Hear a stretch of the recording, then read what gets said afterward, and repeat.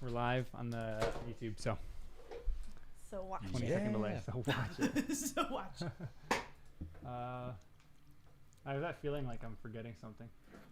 From today or for this? Everything. Just like a whirlwind. Just like a yeah. Do you need a minute?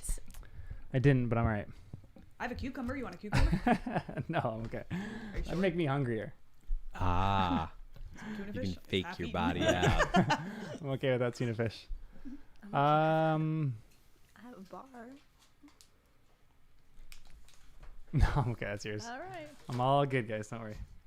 I'm. Like, you need to eat. If you want like 5 minutes just to like make sure you got everything, We're already live, so too late. Yeah. well, you can pause it, right?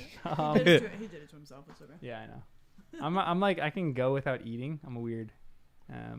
Well, as long as you don't have caffeine. Yeah, I feel exactly. like Yeah. because I could go Yeah. too, but once I got caffeine in me, I'm like, Jitters. that's why I had to get something. Oh, yes.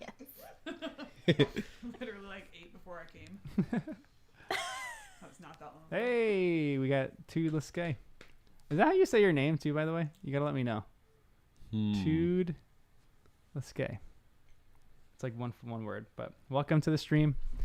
Should we show off our Weasley jumpers? Yeah. Oh, yeah. We're gonna go in front of the camera, show off our creations of what Kristen made. We're like models right now. It took hours and hours. Look how incredible these are. Yes. Thanks, Kristen. She's the best. You're welcome. This makes me happy. these are awesome. They're the greatest things ever. I know. We'll get a picture after. Kristen crocheted us Weasley jumpers, which is incredible. These are like the greatest things ever. I'm gonna wear this They all are the time so now. cool. I can't wait That to makes see me you really on happy. stage one day. Yeah, I know, right? What'd you say, Jen? He'll be on stage one day wearing it. Yes. I'm gonna give Wes food real quick. But Christmas. Wes, you got food coming. Come back, Wes. Yeah, you hear that? Oh, so he So didn't weird. want water. He probably does, but are we gonna open our gifts? Yeah. Ooh, Jen got us gifts, so we're all gonna open. Thanks, together. Jen. Thank you, Jen. Thank Well, you. hopefully. Well, yeah. Let's keep it quiet. You can do whatever you want with it. Whoa. Well, you were. What is this? Is it a? Is this literally the Harry Potter book? I'm so pumped right now. What is No, it's not. It It's not looks exactly like a Marauder's Oh my map. goodness. No way! that. It's the Marauder's map. No way! keychain. This is so cool. Oh my And goodness, that I gotta get You the can put a lights picture up. in it. What Lights the? up. Oh my goodness. That needs batteries. But This the is best. so cool. That's the beefiest ornament I've ever seen. Oh my god! It's a Christmas ornament, and when I saw it online, it's this cute, dainty little thing, and then I get it's the size of my palm, and I was like, "Sorry, Kristen, this is still gonna be This is gifted to you." incredible. Fantastic. It will go with my Funkos. I was That like, is yeah. Then I was thinking, Gonna if you weigh go on down the your, whole like, tree in the bookshelf- best way possible. But yeah, best way, it apparently yes. lights up. It has a switch on the bottom. Oh my gosh. Yeah, there's lights. I can see them. Yeah. That is really cool. And I That's figured so the cool, guy- Jen. Aw, Thank thanks, you. Jen. You're Where'd you get welcome. this What stuff? did you guys Yeah, get? thank you, Jen. Pottery Bar. Remember we were I'll looking show you in a at it? second. Yeah. And then yeah, so then the keychains, I loved it. I was gonna try to get all of us. This is keychains. incredible. I'm a fan. But you guys were always talking about the map, so I was like, oh, The map is so maybe cool. You guys would like the map. The map literally might be one of my Oh, favorite wow. parts of the whole Harry Yeah, Oh, that's well, so what funny. you I love guys it. Are always talking about. Yeah, you can put 2 pictures in there. And it's got the little footsteps Yeah. going through, and it's a magnet to hold it closed. I'm putting. Oh, this is so cool. Flora's picture in there. And a butt. Oh my gosh, This Oh, is man. awesome. this is so cool, Jen. Thank you. Welcome. A little something. I'm getting like a bunch of keychain Harry Potter stuff. I got a wand that was a keychain Harry. Oh yeah. For a keychain. I saw that too, but then I was like, this is. This is cooler. We always Thank you. been talking about this map thing, so. Nice, And I Jen. figured Thank you you. could use it, So thoughtful. or it could be an ornament, but I know. I got the ultimate ornament. You got, yeah. I love it. I love it. When I got it, I was like, why is this box so big? But yeah. So now we remember these recordings forever. Yes, Yeah. memorialize them. Sweaters. Yeah, and I'm gonna put the in- picture we take today in our sweaters inside that. Yes. Yes. It's so good. This is All right, cool. let me adjust the camera a little bit. And it's a magnet too, right? Yeah. So it's typical.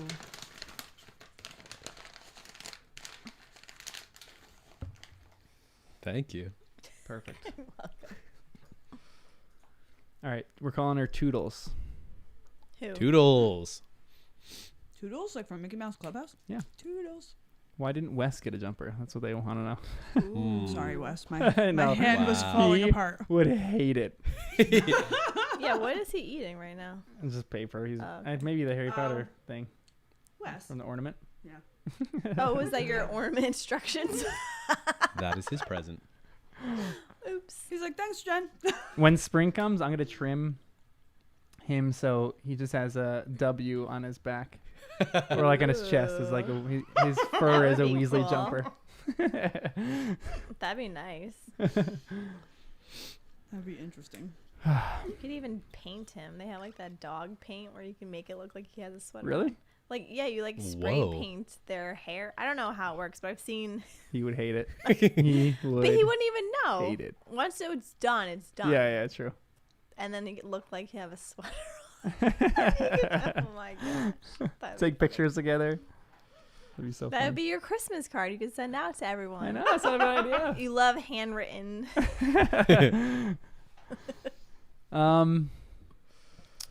Are you guys ready to jump in? The last 3 chapters? Yeah, we're ready. Just to intro this, I just want to know how you guys like the end of the book. Crazy. How do you like it, and then how did this rank compared to the other books? I think I keep liking them more and more. Like I feel like it I keeps think getting so, too. better. Yeah? Yeah. Yep. Because So- there was Would you say 4, 3, 2, 1 is your favorite? You like your order? 4, 3, 1, 2 for me. Yeah. whatever. Yeah, because I'm learning. We're just getting more and more of the story, like the background story, and that's what I've been enjoying. Yeah. And then trying to have theories of why. So that's why I've been like this. I cannot believe how close you were with that theory. It was Very a team close. effort. We had the wrong crouch, but we were. Yeah, I know. You were pretty spot on. And the Polyjuice potion, I'm like, nope, it's not that. I mean, The real we were off a curveball little bit, is but- that they have the same name. I know. Because that's the only reason. You know what I Yeah. mean? All of our thinking about the Polyjuice was because of the Marauders map, seeing Barty Crouch on the map. The map should distinguish juniors. Yeah. But hey, if that's his magical legal name, that's how it goes. Threw us off. When I was like, Very clever. I know, and I was like cheering. I was like, yes, we got it right. I knew it. But then I was like, oh, but it's a sun, so it's not exactly. Yeah. right. Oof. But even we were really close, even with the exchange when they did. You guys asked like Mad Eye Moody, when would the shift Yeah. been? And Yeah. we got it wrong, but we were also right because we're like, oh, it's when they were that whole debacle where Yeah. With the someone bins and- yeah, trying We to mentioned prevent him it, but I from never coming. really thought it was, again, because Yeah. we were thrown off with Crouch. Because we're like, oh, we saw Crouch and him in the same room a couple times. But we Yep. didn't see But who the would have ever sun. thought the sun would have gotten out of jail? Exactly, Of yeah. So like that was never gonna. Goodness. But we were close enough. Because it was such Yeah. a brief thing mentioned in the book, and Sirius firmed it up. He firmed it up. That's We what I even was said saying. that. We're like, we know he's dead Yeah. because Sirius literally watched him get buried. Right. What the? Isn't that crazy? Nothing is sure anymore. That's why, like, this Polyjuice potion idea, you nailed it, but the Polyjuice potion was even beyond that. Like, there was Yes. 2-3 layers of Polyjuice Yeah. potion. with 3 that. Polyjuice potion things. So my thought at the moment is, I don't know if you've ever seen Mission Impossible 2, Yeah. but at a point, they're just people whipping Oh, off yeah, masks the for like masks. 20 I minutes. know. Nobody is anybody. You're just like, nothing makes sense True, anymore. yeah. I'm thinking at the beginning of the next book, it would be comforting to me if somebody invented a Polyjuice discovery Detector. mechanism. Yeah, like a detector of some kind, because at this point, she's opened up a can of worms with Polyjuice and with time travel. She never shut the door on time travel, but she kind of needs to do that with Polyjuice, or we're not going to be able to trust anybody for the rest of the books. You can't trust anybody in any of the We books at can't all. anyway. You're That's right. true. But I'm just like, oh no. One of the because funniest things to me, though, was one of the first things you said was, we definitely trust Moody. yeah, He's the only person we do trust. Yeah. And He's in the back great. of my head, I'm going, oh my gosh. We haven't really known who Moody is the entire book. Yes, we literally don't know him at all. So all the that nice was things funny, we though. thought were Moody, like with Neville, with Harry, Yep. it wasn't. And that's the part I still don't fully understand. Why was he being so nice? And maybe we'll get to it and talk Well, a little also more. we But were saying though, like I feel like in the beginning he probably was more like Moody, and then because Dumbledore was saying he was lacking and taking the Polyjuice potion as like frequent right, because he was right. getting excited towards the end of it, then Yep. I was like, oh, now he's slipping up on like certain things, because I feel like maybe in the beginning he was acting like him. Yeah, I guess he would have to More. if he's going to be around people who know him and none of them realized he wasn't Moody. He would have to really be playing a good, convincing Moody.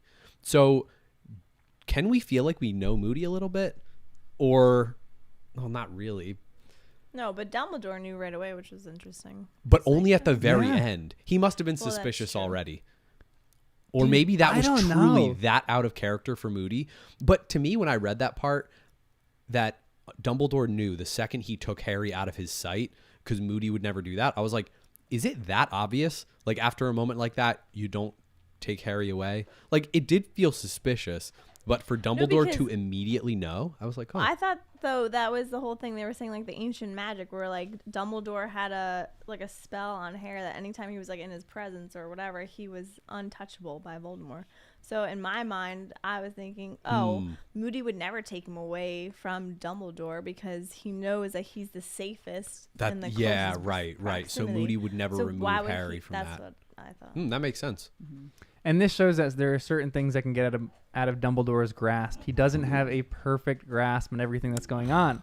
I don't like Which, that. yeah, I don't like that either. That like hurts.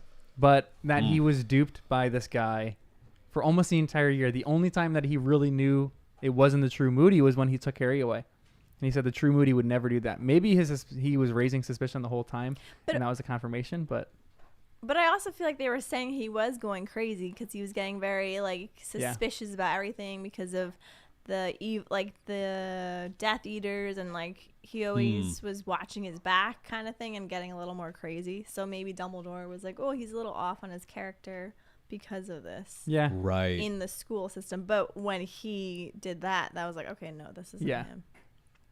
yeah, that's a great point. But then it was crazy because Mad-Eye Moody then says something about his trunk. Remember in like the Yes. previous chapters? We like if literally someone... said that's where he keeps his victims. There were That's what I so was many like, moments. Oh my gosh. I I was know. like I'm just listening gonna sit sometimes here to the quietly. podcast, and I'm like, we were literally talking about everything that was going to Yes. happen. And we were just like casually like, you even said like Rita Skeeter is an animagus Yeah, and she's we not all Unregistered. Yes. I re-listened to that and I was like, it was right there. Guys- I'm like, yeah, but I don't If think I it really ever is. needed practice to school my face, the past few episodes were it. I was That like, is oh so my god. The great. Mad-Eye Moody Polyjuice, though, that Yeah. was a great reaction. Because you guys truly need to rewatch or re-listen to the podcast, because there are things that me and Kristen snuck in just as like jokes and just going along with your theories. Like there was one, I think in one of the more recent ones where we were talking about her being an animagus, and we just made like a quick joke about like, oh, she's sending flies up to the thing. Yes. And all of us just made like me and Fly on we the just, wall, yeah, we whatever. just made a quick Yep. joke about that. Yup. We're like, you guys, I think you hit almost every single point in this book, the prediction of it, except a few small things, which were big things that ultimately that you nailed, but you like joked around about, or you just didn't quite grasp, or like Right. even We the didn't trunk know thing. for sure. Yeah. It was just kind of like throwing it out there as well. Yeah, And- because you don't really know. And Yeah. we do And come then up with you're so many theories do I that some of them are Yeah. far off. Well, it's not like we're like, this is the thing. Although we were pretty sure about the Polyjuice thing. I know. Yeah, that's true. But We're like, it has to be. Why Yeah. would that come up again? You guys nailed the Polyjuice thing. When you started saying that, I remember I had to go, hold on. So you're telling me Yep. that and then Moody? I'm like, second guessing. I'm Yeah. like, this is such a crazy theory. It's maybe too I out there. shouldn't Yeah. say it. But then after the curveball of it being his son, I was like, then I felt silly. I'm like, maybe she wanted us to think that the whole time. She wanted us to think we're on the right track with Polyjuice. Like she was like dangling the carrot just Yes. close enough. And we're like, yeah, we got this. Then all of a sudden, curveball out Yeah. of But Then I nowhere. was so curious, like, what did you guys think who it was? You remember? Like, who this person I was? have no idea. Oh. I definitely, when I read this through the first time, I did not. Did other Have people any that idea. are on, like, our chat, did they have other theories? I was just curious. Yeah, I'm actually. If you guys are listening, what theories did you have when you first read this? I don't really remember when I first read this. A little, like, I think I was always just highly suspicious of Snape. Yeah. So he was Yeah. he was suspect number one in my head for all this kind of stuff, and that was just a complete curveball to me. That's why I don't remember a lot of my first time reading experience. Which is why I wanted to start this podcast. Right. Literally. Now you guys are gonna have it memorialized forever. Wow. Oh, yes. It's fun. There are a lot of theories. Like there's especially at the end of this book, theories run rampant at the end of this book. There's one thing in particular that I want to talk about with you guys. Okay. I have a theory, too. That no one knew what the heck this was for, but people, I still remember. This is one of the things. I think I mentioned this in one of the first few podcasts. This is one of those things that people talked about in forums for Ever? years. Wow. Years trying to decipher what this was. Toodle says top suspect was Crocbot. Yeah, She yeah. literally says Crocbot too. That's great. Yeah. They were top. Yeah. And she said that So true. it helped in this whole thing. Like it helped the whole deception that Moody's feelings toward Death Eaters was the same as Crouch's. So he was able to disguise his feelings of hating Death Eaters, of being mad that they all got off. Oh. It was the same as Barty Crouch Jr.'s. Wow. Which then Yeah. made me think that the wife and his mom was bad, probably. Had to be. Because, she was like, yeah. let's get you out. Yeah. I'll So trade fishy. places. Yeah. Is And she then really dead in the ground? Crouch. Well, now who knows? But then, like, the real Crouch, I'm like, how did you have this under your nose the whole time? I don't know. I know. Isn't that crazy how corrupt that was? It was so messed up. And now I'm like, oh, now it makes sense why he was looking for Dumbledore. He's like, I messed up, or I have something I have to tell him or whatever. I'm like, no wonder. It's so funny Keeping with it. the mom. I took it as totally different. I didn't suspect her like being bad. Oh. I thought she was like a blind Yeah. overlove for her son. Like Yeah. no matter what he did, I thought she would just do anything to get him out. That's kind of what I Even if took he too. was Even the gonna be trial, that's bad. kind of what you saw. Oh, yeah. Yeah. But I when you don't mentioned know. that, I was like, oh, I didn't even think she could be bad. I thought so. I mean, I get what you guys are saying, but she went to such lengths to me. I don't know. Oh my gosh, there's so.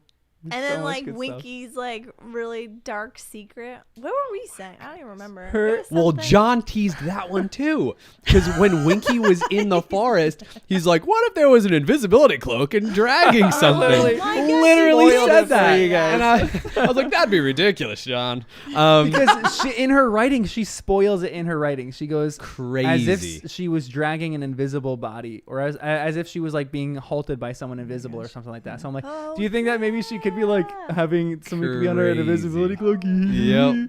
You know? I forgot about that because she was like pulling. It was as if she was pulling someone back. Winky, or Yeah, it like was as dragging if somebody. Someone was dragging Winky. Like which she was way being it? held back. I think it says she was like walking, like someone was kind of like holding her back from actually being able to walk. Something like that. And that's why the writing is really clever, because she does a good job at putting things right out there Yeah. so that you don't think of it, because why would she say it so outright if it was? Or Yep. it's a discussion between Harry, Ron, and Hermione talking about the options, and she'll just put it right out there. Yeah. And then even the one that's closest to the truth is off ever so slightly, so you're never really sure what's going on. Yep. But it's just so cleverly done. I was like, oh, it's great. She's a master of her craft. Yep. That's why it's such good storytelling. Mm-hmm. Yeah. So good. Hold on. I found, sorry. I don't know what Yeah. you guys were just talking about, but I was finding the Winky part. She was moving in a most peculiar fashion, apparently with great difficulty. It was as though someone invisible were trying to hold her back. Oh my So gosh. great. And we talked about invisibility cloaks and whether Yep. there could be others and all that. So that also is funny. I'd have to go back and listen to that. But yep, there are others. And you also made the note of whoever stands up first at the table. You had a prediction that one of the champions is going to die. Yep. Unfortunately, it might have been Cedric that stood up first at that I table. guess in my mind, that confirms that he stood up first. Yeah. So maybe he was the most gentlemanly. He stood up first He would to be. initiate That the was dancing, good. to Yeah. help his lady up. Like, I'm picturing the whole thing. Oh, it's so good. Oh, All right, we're going to talk about this So all many at things. length. It's going to be great. But welcome to the podcast. I'm John, Jen. Danny? And Kristen. and this is Harry Potter and the First Time Readers. This is where I was like unbelievably excited to get to this point. Yep. Where we could just talk about this. Yep. It's so crazy. It was so fun reading these chapters. Yeah. Let's go over these chapters. Chapter 35 is Veritaserum. What happens in this chapter? A brief summary, if you can. I don't know. Just Moody play takes my- Harry to his office and monologues. He was going to kill Harry for Voldemort.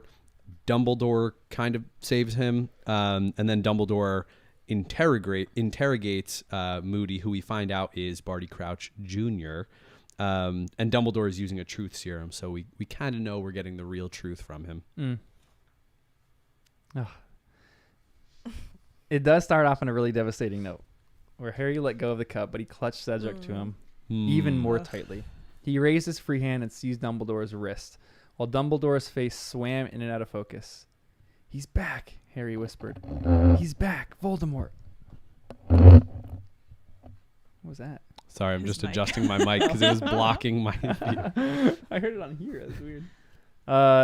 So sad. This is Cedric He is let confirmed go as of dead. his body. Yeah. Ugh. That feels like a cool loyalty to me, though. I like Yeah. that. It was like Harry just like couldn't let him go yet. It felt loyal. It felt good. So I was thinking about you when you said that you didn't like that Yeah. Cedric asked him to take his. Sorry, was this one of your points? you No, were no, go gonna ahead. That you didn't like that. Right. I was right. I'm like, I won't say something now, but I feel like I was going back and forth in my head, like it's almost as if he knew that Harry wouldn't have forgiven himself if he didn't take the body back.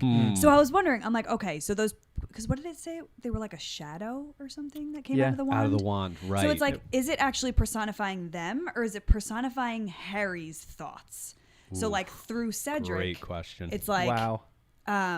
Cedric is speaking because he, like in accordance to Cedric, Yep. Harry knows that his future self would never forgive himself for not bringing the body back. Yeah. So Cedric said that to him. Like Right. I was just Wow. wondering about that. Right. Right. And Like- even for the sake of processing, like Harry hasn't necessarily fully processed the Right. death of Cedric right now.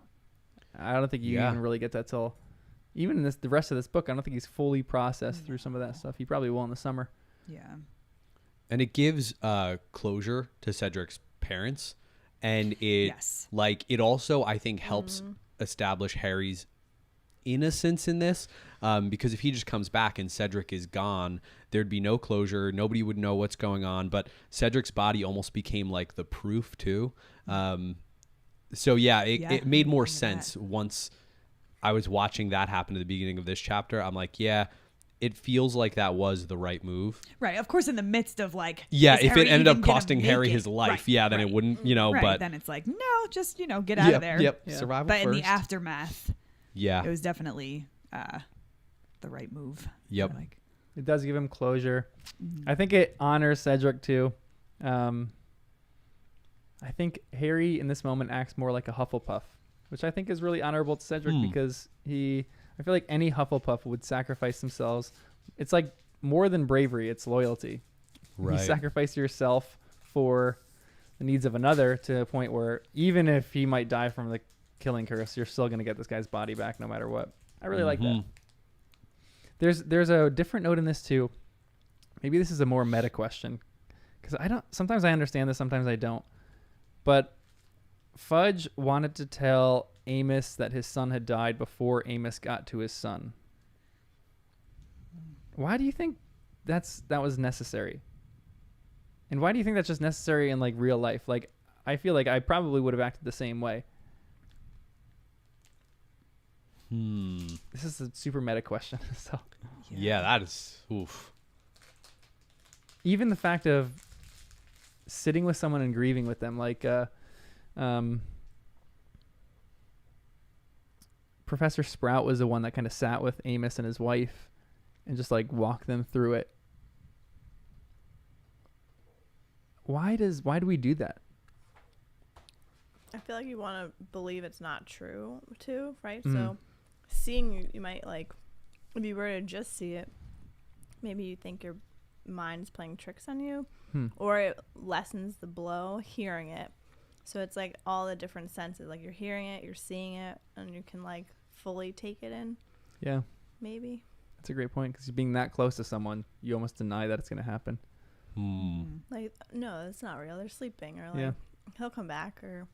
So, but if someone's like kind of saying, no, he's actually dead, we're so sorry, that you're like getting another sense.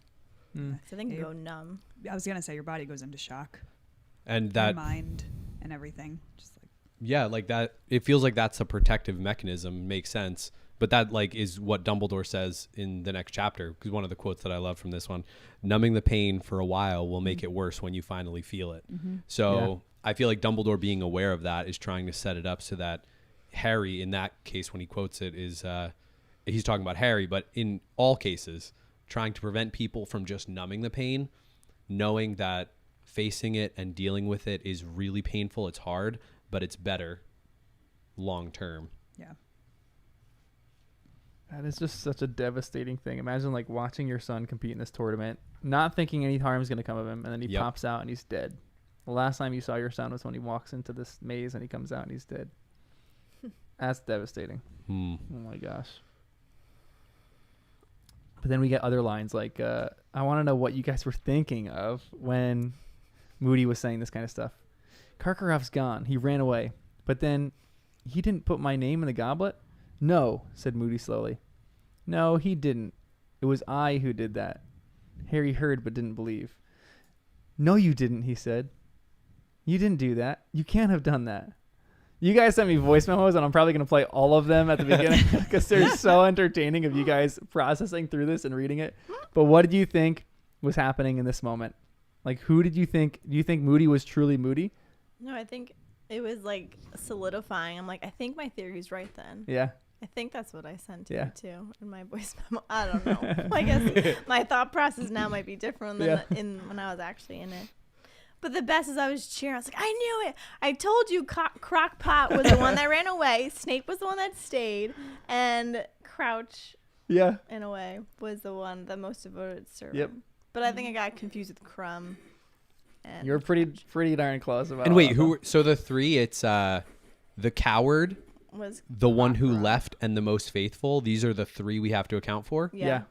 The coward and the one who And left. you said you couldn't But that's just- pin any of them yet. Yeah, and now we have more information. But But I guessed it first, so. is Karkaroff the coward or the one who left? The coward.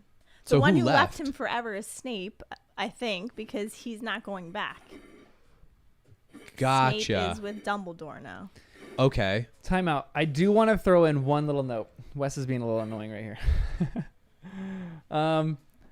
Do you possibly think that Voldemort might not have known that Crouch was doing all this for him, and Snape could be still the most devoted servant, and then Voldemort thought that Crouch had gone away from him, but he was really going to Hogwarts to do all this kind of stuff for him, and he not orchestrated all this.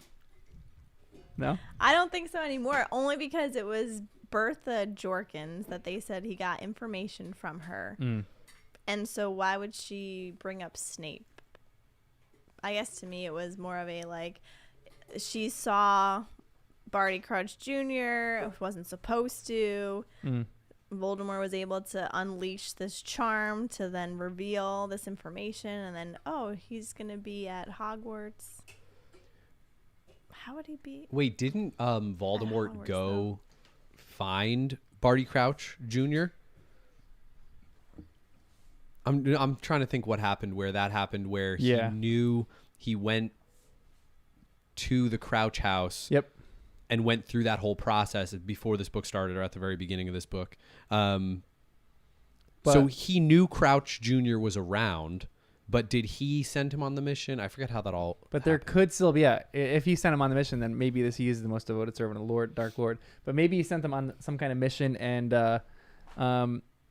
he like left him at that moment to do something else at Hogwarts, and maybe Voldemort thinks that this is the one who abandoned him. I mean, I had that theory that Snape was it from the beginning, but I feel like I don't think it anymore. Right. I've been thinking that too, but it only works then if Crouch Jr. is one of the other two. Which one would he be, though? He would be the one, maybe the coward, but I don't know why he'd be a Wow. coward, or he could be the one that left forever if Voldemort doesn't think that he was No.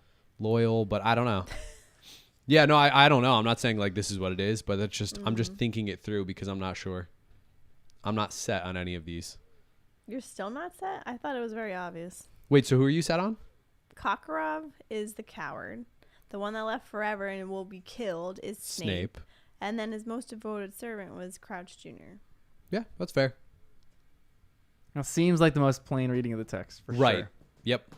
I'm just not Okay, willing to lock John. it in. I'm confirming your theory. I'm not saying plain as in bad. I'm saying plain as in the most logical Yeah. reason of the text. Just trying to throw things out there But for with you guys. JK, Yeah, I can't take any plain readings until it's sealed. Moody does say this, which is a weird, terrifying line. Decent people are so easy to manipulate, Potter. Ugh, I know. I was sure Cedric would want to repay you for telling him about the dragons, and so he did. Terrible line. I hate Crazy. that. I know. But he's right. Yeah. I also think, in my mind, he's looking back at all of the things, coming up with reasons that he was in charge of it all. But I don't buy it. He couldn't have predicted all of this. I feel like in hindsight, he can like pretend he orchestrated all this stuff, but I don't think so. I think he knew that in the end he was going to have to help nudge Harry through, and he was willing to do all these curses and, you know, whatever to floor and try and knock out the other champions to get Harry through. But I'm just not convinced he was smart enough to actually do all of that manipulation and the thing with Cedric, but I don't think he needed to either. It just seemed, the only part that seems a little weird is the second task. It really feels like he didn't give Harry a lot of assistance. Well, he kind of did because he got Dobby to give him the gillyweed. Yeah. But even that's only like setting him up for success. Yeah. It doesn't guarantee it. It was sloppy in some stuff. Yeah. If I was him, I would like literally put gillyweed in Harry's library book or something like that. So he opens it and, you know, rather than this backhanded way of giving Neville a book a few months before and hoping that he comes across it. I guess. Yeah, that feels so vague. Yeah. But that's what's crazy to me too, is that he killed his parents and he's like, come with me. I Yeah. want to talk this out with you. Or Yeah. Hmm. Ugh. I know. Yeah, And I don't know. It Did just like, Neville What did he know? say? I know. That's why I'm Ooh. like, Yeah. there's so many things that I was like, I wonder how that conversation went down. Because then wasn't Neville quiet after? Like, he didn't want to talk to anyone. Yep. So, like, I wonder if he kind of felt something was off. I don't know. Neville do you is hero. think he's trying to recruit people for evil? Who? Crouch Jr. as Moody, like sowing some seeds of doubt in people at Hogwarts, like Neville. In my mind, he's trying to get Neville to be a Death Eater. How? Looking back, like whatever that conversation with him about his parents or whatever, I feel like he was planting some seeds of doubt in Neville about Hogwarts or Dumbledore or good or anything, just to try and like win people over to the dark side. Because it genuinely feels like Moody cared about some of these people. But I think that comes from a place of wanting them to be bad, obviously not wanting them to be good. And Neville is one of the prime suspects for being brought to the dark side if he feels comfortable with Moody / Crouch and he can have the right like false things implanted in his mind. I'm like, oof, could Neville go evil? Could he, though? I don't know. I'd because like to his think parents no, were but I tortured just think that's the only reason I can think of Crouch Jr. having like a real deep conversation about his parents. It just felt out of character looking back.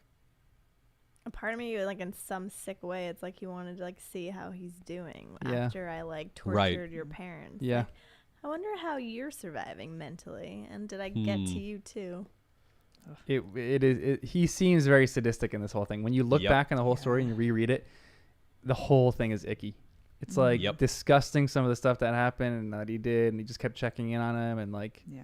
ugh. I feel like, I don't know if this is giving credence to him, which I'm not trying to do, but I almost felt like he was genuinely trying to build trust with everyone, especially Harry and everyone around Harry, say Neville, since he had the book. So if there was that trust, like in my mind, his end game was getting Harry to the end of the cup so that he won. So I feel like him trying to like build that trust with everyone, that was almost his way of helping get him there as well with all those little nudges. Yeah, that makes and he you're right. A lot of things that he does seem out of character, but they are kind of maniacal and building. They are for sure. I think for building trust. Even the idea of him like telling Harry, Ron, and Hermione, or Harry and Hermione that they could be good Death Eaters. Like, right. Yeah, you're right. that just seems so strange, but he really is just trying to gain their trust there, I guess. Or good auras, you mean? Yeah, auras. Not Yeah. not Oh, Death. I knew. was like, Sorry I about thought that. it Just to was- clarify, if anyone, He's really maniacal right there. Very So obviously. then we were bad. right too. Like, oh, you'd be the greatest, and he's like Yeah. in front of them, like Taunting them. totally. Yeah. Yep. We were right. Yeah, that's You guys nailed it. so weird. That's cool. But yeah, looking back, like I almost think of him. I'm thinking of like the Joker, because I don't know if that's sociopath or psychopath or whatever it would be, but like it almost feels like he's okay with the chaos of it, and the fact that he was able to make us all feel like almost hurt. We're so sorry for him, like in the trial, that we're like we feel so bad, and then I'm just like, wow, he really manipulated everybody, except his father, I guess. But it feels like, at least from my perspective, I felt really bad for him. I imagine a lot of other people did too. Yeah. And then when he gets to Hogwarts, I just can't tell if it was all a plan. Like when I'm watching Batman and the Joker's activities, you can't tell if it's a plan or if it's him just like creating chaos to see how everything happens. And I still don't know. I still don't know if he's like a genius planning every step or just a wild child.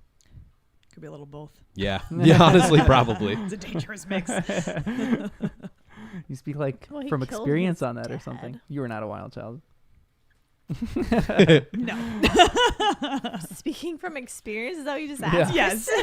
That's why I looked at him like that. Definitely not. There's another few notes in this, but there's this line that I think is a really interesting line. At that moment, Harry fully understood for the first time why people said Dumbledore was the only wizard Voldemort had ever feared. The look upon Dumbledore's face as he stared down at the unconscious form of Mad-Eye Moody was more terrible than Harry could have imagined. There was no benign smile upon Dumbledore's face, no twinkle in the eyes behind the spectacles. There was cold fury in every line of the ancient face. A sense of power radiated from Dumbledore as though he were giving off burning heat. Is this cool or is this terrifying? So That was awesome. I love that part. Great. Because Dumbledore's so like soft, I feel Yeah, like. yeah, for sure. Everything previous. And Yeah. then this was like, whoa. True. Yep. I have my great. Dumbledore. Well, we're not. When we get to the end, just remind me. Okay. There is a quote. I'm gonna butcher this, but someone said, I don't know if it was from a movie or what, but it's gentle people that you have to watch out for, because if someone who's gentle loses their temper and they get crazy, that is really, you mess something up. Same thing with Dumbledore. We've never seen him, even so much as yell. The first time he yelled was that we noticed was in this book when he's telling Hagrid to stop choking Karkaroff. And then this is an instance where we're like the first time we really see him, and it's terrifying, but it's also pretty cool. Yeah. You're like, this guy's got some power. It's kind of fun. Mm-hmm. I feel like that's why he can be so confident and comfortable and calm in all situations, because he knows, he's familiar with what he's capable of. So that just gives him this confidence. So I love that we get to see that finally. Does this change your view or opinion of him? I think it confirms what I already thought. But it's still good to see he's still got it. You know? He's still got it. It's not just an old man. Yeah. Wow. Yeah, and that's what they mentioned a lot in the last few chapters. Mm-hmm. So bring that up in the end. Okay. You know, it was weird when Crouch Jr. is doing his monologue a little bit. Oh, no, this is actually... Oh, yeah, monologue right before Dumbledore comes in.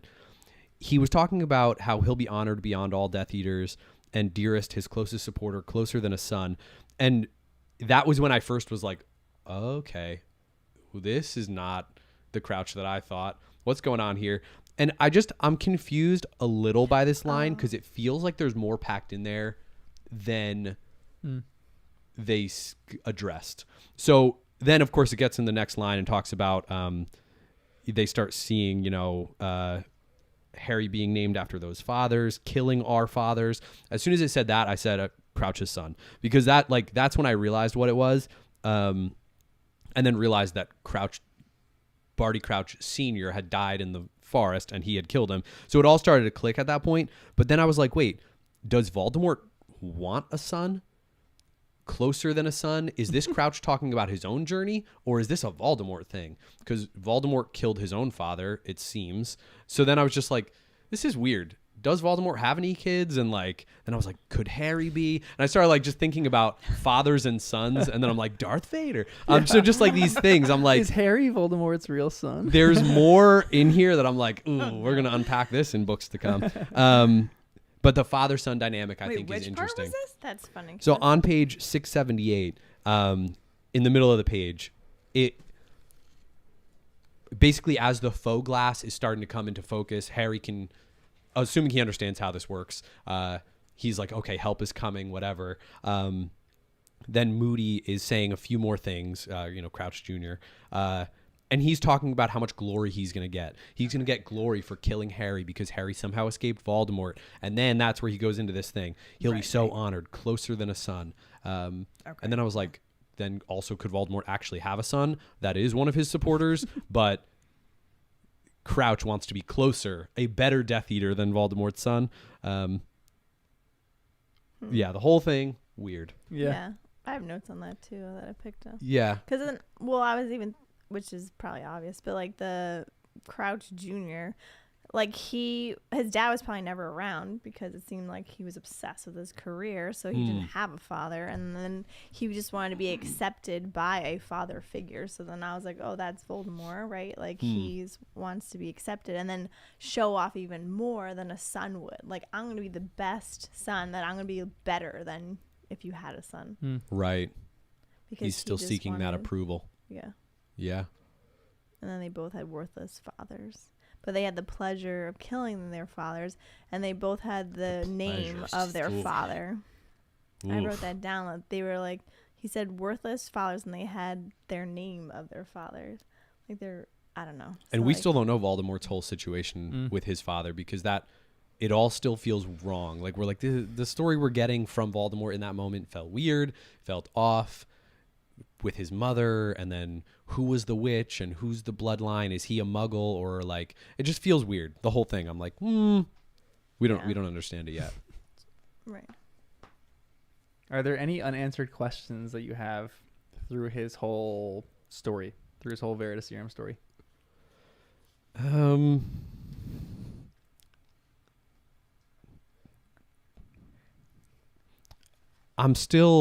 don't know about direct questions. Maybe if I had to sum it up in one thing, is Winky bad? I don't know. Can she be trusted? I don't know.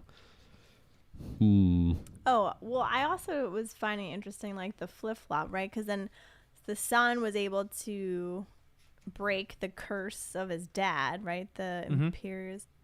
I forget what curses were on them. Imperious curse. It was the Imperious curse, right? Nailed it. You're becoming a nerd, Jen. Oh, gosh. She's not becoming. She's there. Yeah, exactly. Well, I keep fighting it. That's why Just accept it. You're fighting the Imperious curse of being a nerd. Is that what you're doing to us? Sorry. Why? Because you laughed. Imperious us to do this podcast. We're all under his curse. It is working excellently. Perfect. Wagwam, whatever. Wagadoo. Yeah. Wagwam. Yeah. That's Native American stuff. Yeah. It's a wigwam. Oh, yeah. Oh, my gosh. I'm having so much fun on this podcast with you guys. Oh, The 2 weeks that we didn't do this, I was so bummed. I was like, I feel like something Yeah, is missing right. in my life. I want to keep reading. You know. and Harry Potter. And our theories. But you have all your Reddit fans. I know. We were nerding out about stuff. Oh gosh. It's great. Instead of the recording, you're like, all right, we got hours. Let's go. One of my friends asked if Reddit was safe for spoilers because she has never read. Yeah. And she was looking for a book companion thing. And I said, well, I've got a podcast for you. Oh my gosh. And then I mentioned the Unbelievable. subreddit. And then she's like, oh, I'll check that out. And then I was like, actually, wait. It's There's spoilers. yeah, there's definitely some spoilers on So it. if someone has already seen the movies and they're just reading, are the spoilers as extreme? No. If someone's just seen the movies, I say go jump in on Do the on Reddit. subreddit. Yeah, subreddit Read for along. sure. And yeah, okay, cool. I just sent you guys that message of someone who they're the first time reader reading along with us. Love that. And yeah. I think they posted something on the subreddit about that. So I think they're just being careful about what they read. And like Nice. the titles of certain things, I try to keep spoiler free, but the bodies of it. So like if you're on it and you're reading it and you read a title, some things are tough. Like I briefly mentioned something that we'll touch on in the beginning of the next book. And we had a little discussion about that and some like fans helped me figure out what was actually going on. And I briefly mentioned that a few minutes ago that you guys won't understand until we actually get to the next book. Wow. Oh, I He love loves it. to That's throw so that great. in there. We'll get to it. You won't understand. You won't that. get I it just until be so the next excited. book. I'm gonna That's chat away for awesome. hours about it, and then you'll find out Because- one day. Because when you guys read this stuff, you're gonna have so many. You're gonna be like, wait, why didn't this work? So there's certain Jen is continuity so errors. mad. Oh, I know. yes. Yeah, because I want to know, and he's just like teasing us. Like I will. yeah, At the one beginning of the next day, book, I'll talk about when you're what, and mature you're gonna have the enough, same question. You'll be able to understand. We're gonna talk about this as we go on Young- too. It's so fun. It is so fun to me. I want a Anyway. Star Wars reference, but I can't remember the A young beginning. Padawan. Yeah, that's what I was trying. You'll learn, young Padawans. That's what I feel like you're doing. Yeah, we're just fourth years. Yeah. We'll learn in our fifth Yeah, year. yeah. It's cool. What did you think of Crouch's whole story, Crouch Juniors? It was insane. Yeah, I just don't crazy. understand. Like, oh, let's flip flop bodies, get you out of here. Polyjuice potion while we're in the cell and no one's watching, and the Dementors have no clue. Like the change, I don't know. I thought that was weird because can't they pick up on like they're saying that someone was he came in dying and then left dying. Well, she was almost dying, right? Yeah, but they Wasn't she picked sick? up on that, right? That's Yeah. what I found. But was weird. Barty like? Dying inside because he's taking his Yeah. son out? That's what I was like confused about. No, I took it as was Barty the son like close to death from being in From Azkaban? being in there.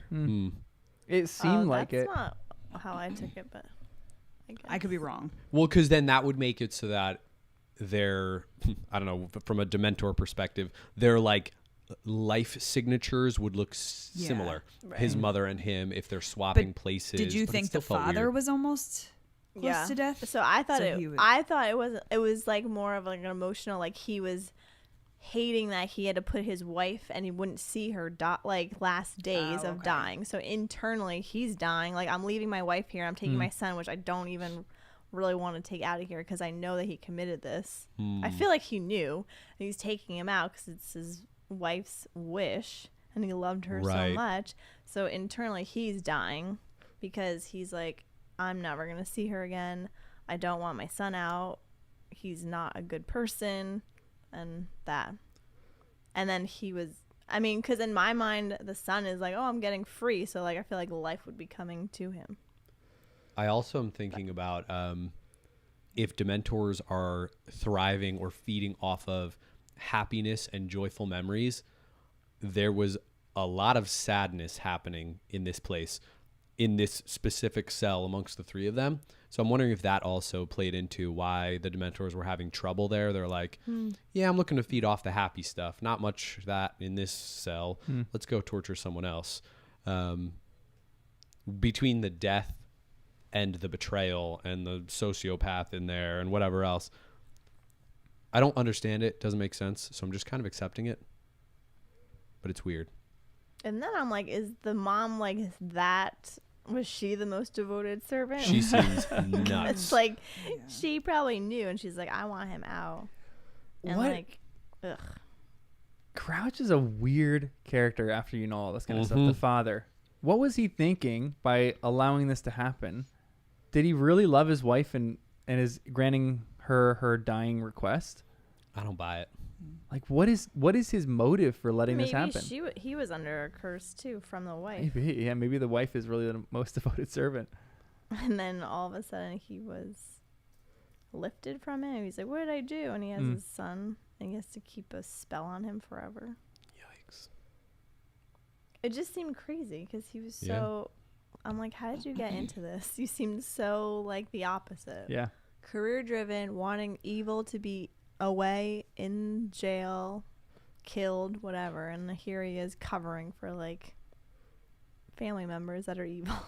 And the trial almost seems like a lie to some extent. Ugh, I don't know if I felt Dumbledore's memory. Yeah. I was like, are you kidding me? Yeah. This guy, I'm like crying over Yeah. like how I felt so bad for the son. I'm like, this is terrible. What kind of father? And then I'm like, I hate you. You made me upset and Yeah. sad over this, and you actually did it. Ugh. Because he seems so genuine in the trial. Yeah. I'm like, is Dumbledore's memory wrong of this? Can they be wrong? Yeah. Yeah. Can you put a memory in a pensive and it be actually wrong? Yes. But is it your take on Yeah. Yeah. right? I think it has to be your take on it for Yeah. sure. But is Dumbledore? How the heck can Dumbledore be wrong about this? Unless he's choosing from someone else's memory, unless that wasn't his specific, unless it was like he was reviewing, maybe Crouch's memory about this, or Moody's memory about this. or Well, that something would be like even crazier. What if it was Moody's memory? Yeah. Hey, Moody, come up here. I need to pick your brain. Seriously? He's Wow. accidentally picking Crouch Jr.'s brain, not even realizing it. So he's getting Crouch Jr.'s slanted perspective on the trial. Whoa. How nuts would that be? That would be crazy. Wait, he was in there, wasn't he? I'm going on Reddit right now. To see how this movie suggests- well, we haven't seen Or this was yet. it Snape? In No, my head, the pensieve is one person's memory, but like John said, like it could be multiple people. but can you hold? Like, Yeah. Remember when Dumbledore left with someone and said, "Harry, stay here," and then Harry goes into the pensive. Yes. Who was with him? He was with Snape, and With Snape? yeah, Well, I like, think who so. did he leave with? That's what I was wondering. Who did 'Cause then- Dumbledore leave with? Dumbledore, Yeah. I think, yeah. left with Snape. Yeah. So and physically in the room. Yeah. Yeah. Who was it? Was it Moody? I think it No. was the Minister of Magic, Crouch or Fudge? Fudge. And Yeah, I think you're right. I think Moody was there too. Maybe he was. feel If like Moody Moody was was there, there, that but- would make sense. Because But then I was wondering if we could. but how did he get down to the? I don't know. Because this was when Crumb was being taken. When Crumb got, or when Harry ran up because Yes, he had to get 'cause that. So Crumb Oh, and yeah. Crouch were out in the Yeah. forest, Yep. and Harry ran up and couldn't remember the password. Then the door opens. He goes up. He listens. Moody was there because Moody saw him through the door. yeah, yep. And Dumbledore's So, password was password 123. Dumbledore, yeah, Dumbledore, Snape, Moody, maybe Fudge. I don't Fudge remember. was, yeah. Yeah. Okay. So imagine all of those memories were pulled together at the same time. We don't know if Snape was at the trial, but if Dumbledore's trying to put things together and he's combining memories, but Moody is in there, it's actually Crouch Jr. throwing in like twisted memories. Maybe. That is a fantastic theory. But then I was also thinking, like, Dumbledore always gives the benefit of the doubt, I feel like, because he always gives second chances.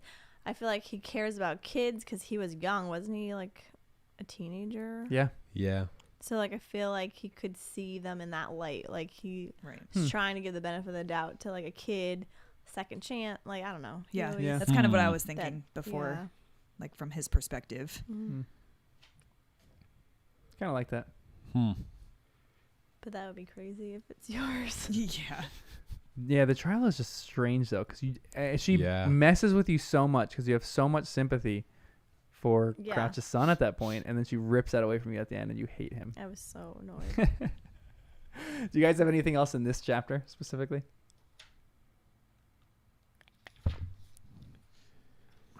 It's so crazy. Like, I just don't get. Yep. The whole thing. And Winky, like, covering for everything, too. And the memory charms that can be broken. Yeah. So Bertha was under a memory charm, but the torture Yeah. broke the memory charm. So we're understanding a little more about how memory is working. And Bertha saw that he was out of Azkaban, Crouch Yeah. Jr., and then do the memory charm like you were Mhm. saying. Yeah, Keep yeah. Because she's such a gossiper. And it sounds like the memory charm, it locks up your memory, but if you want to remove it, it's like I don't know, like surgery on your brain surgery or whatever. Because like if you make one mistake, the whole brain could be addled and messed up. Which is what happened. Yeah, from which is what happened to Voldemort, Bertha, right? yeah. To Bertha, yeah. And I'm sure Voldemort didn't take a ton of care No. with her. Yeah. That was such a crazy. The next chapter is so good too. I love the leadership of Dumbledore, the parting of the ways. Unless you guys had anything else in this one chapter, we'll probably talk about some of the stuff that we hit on in this chapter. But parting of the ways. Anybody have a summary for that one? This one I do. Nice. This is the only one I have. So, Harry is debriefed by Dumbledore in his office. Sirius had been there waiting, so he's in on that too. Harry is then brought to the hospital wing where the Weasleys are waiting for him. Fudge caused the Dementor to kiss Barty Crouch. Fudge is at odds now with Dumbledore since he doesn't believe that Voldemort is back. That was a chilling conversation in the end. Yep. Oh, I can't wait to get to that. But one of the first things, and Danny mentioned this line before, if I thought I could help you, Dumbledore said gently, by putting you in an enchanted sleep and allowing you to postpone the moment when you have to think about what happened last night or what happened tonight, I would do it. But I know better. Numbing the pain for a while will make it worse when you finally feel it. You have shown bravery beyond anything I could have expected of you. I ask you to demonstrate your courage one more time. I ask you to tell us what happened. Is Dumbledore right in making Harry tell at this moment? Or is Sirius right for letting Harry sleep and then tell later? No, I think you tell now. I mean, if they want all of the accurate information, I think now he had to do that. Yeah. But it's like, it's tough. I went back and forth a million times. If they didn't need fully accurate, detailed information, maybe wait a little bit. Yep. But I think it was crucial that they did it then. Time is of the essence. Mm-hmm. And it's the person who's asking too. Dumbledore, you can trust, at least we think. Well, right. Like Dumbledore is asking this and you're like, Yeah. okay, I can do it. If Snape was like, I need to know now, you're like, shut up, I'm going to sleep. Yeah, right, exactly. Yeah. Yep. Okay.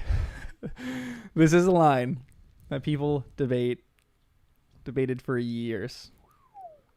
He said my blood would make him stronger than if he'd used someone else's, Harry told Dumbledore. He said the protection my mother left in me, he'd have it too. And he was right. He could touch me without hurting himself. He touched my face. For a fleeting instant, Harry thought he saw a gleam of something like triumph in Dumbledore's eyes. But next second, Harry was sure he had imagined it. For when Dumbledore had returned to his seat behind his desk, he looked as old and weary as Harry had ever seen him. What is this gleam of triumph? In my margin, I wrote, Dumbledore knows that a plan for good has been set in motion that Voldemort doesn't even know about. Huh. In my mind, I'm trusting this bit of writing, the fleeting moment of triumph. I don't think Voldemort understands how this works. He didn't understand it when he first attacked Harry. At least we're led to believe he didn't understand it. It sure seems like he didn't. Harry's mother died for him, etc. Then he thinks that now by using Harry's blood in this really obscure spell, all of a sudden he inherits the love. I don't buy that. So however it is, yeah, it seems like hearts matter. It seems like blood matters. But I think Dumbledore knows more than Voldemort here about the spell or about Harry's blood that Voldemort doesn't know. I don't know what it is yet, though. Wait, you were saying... Never mind.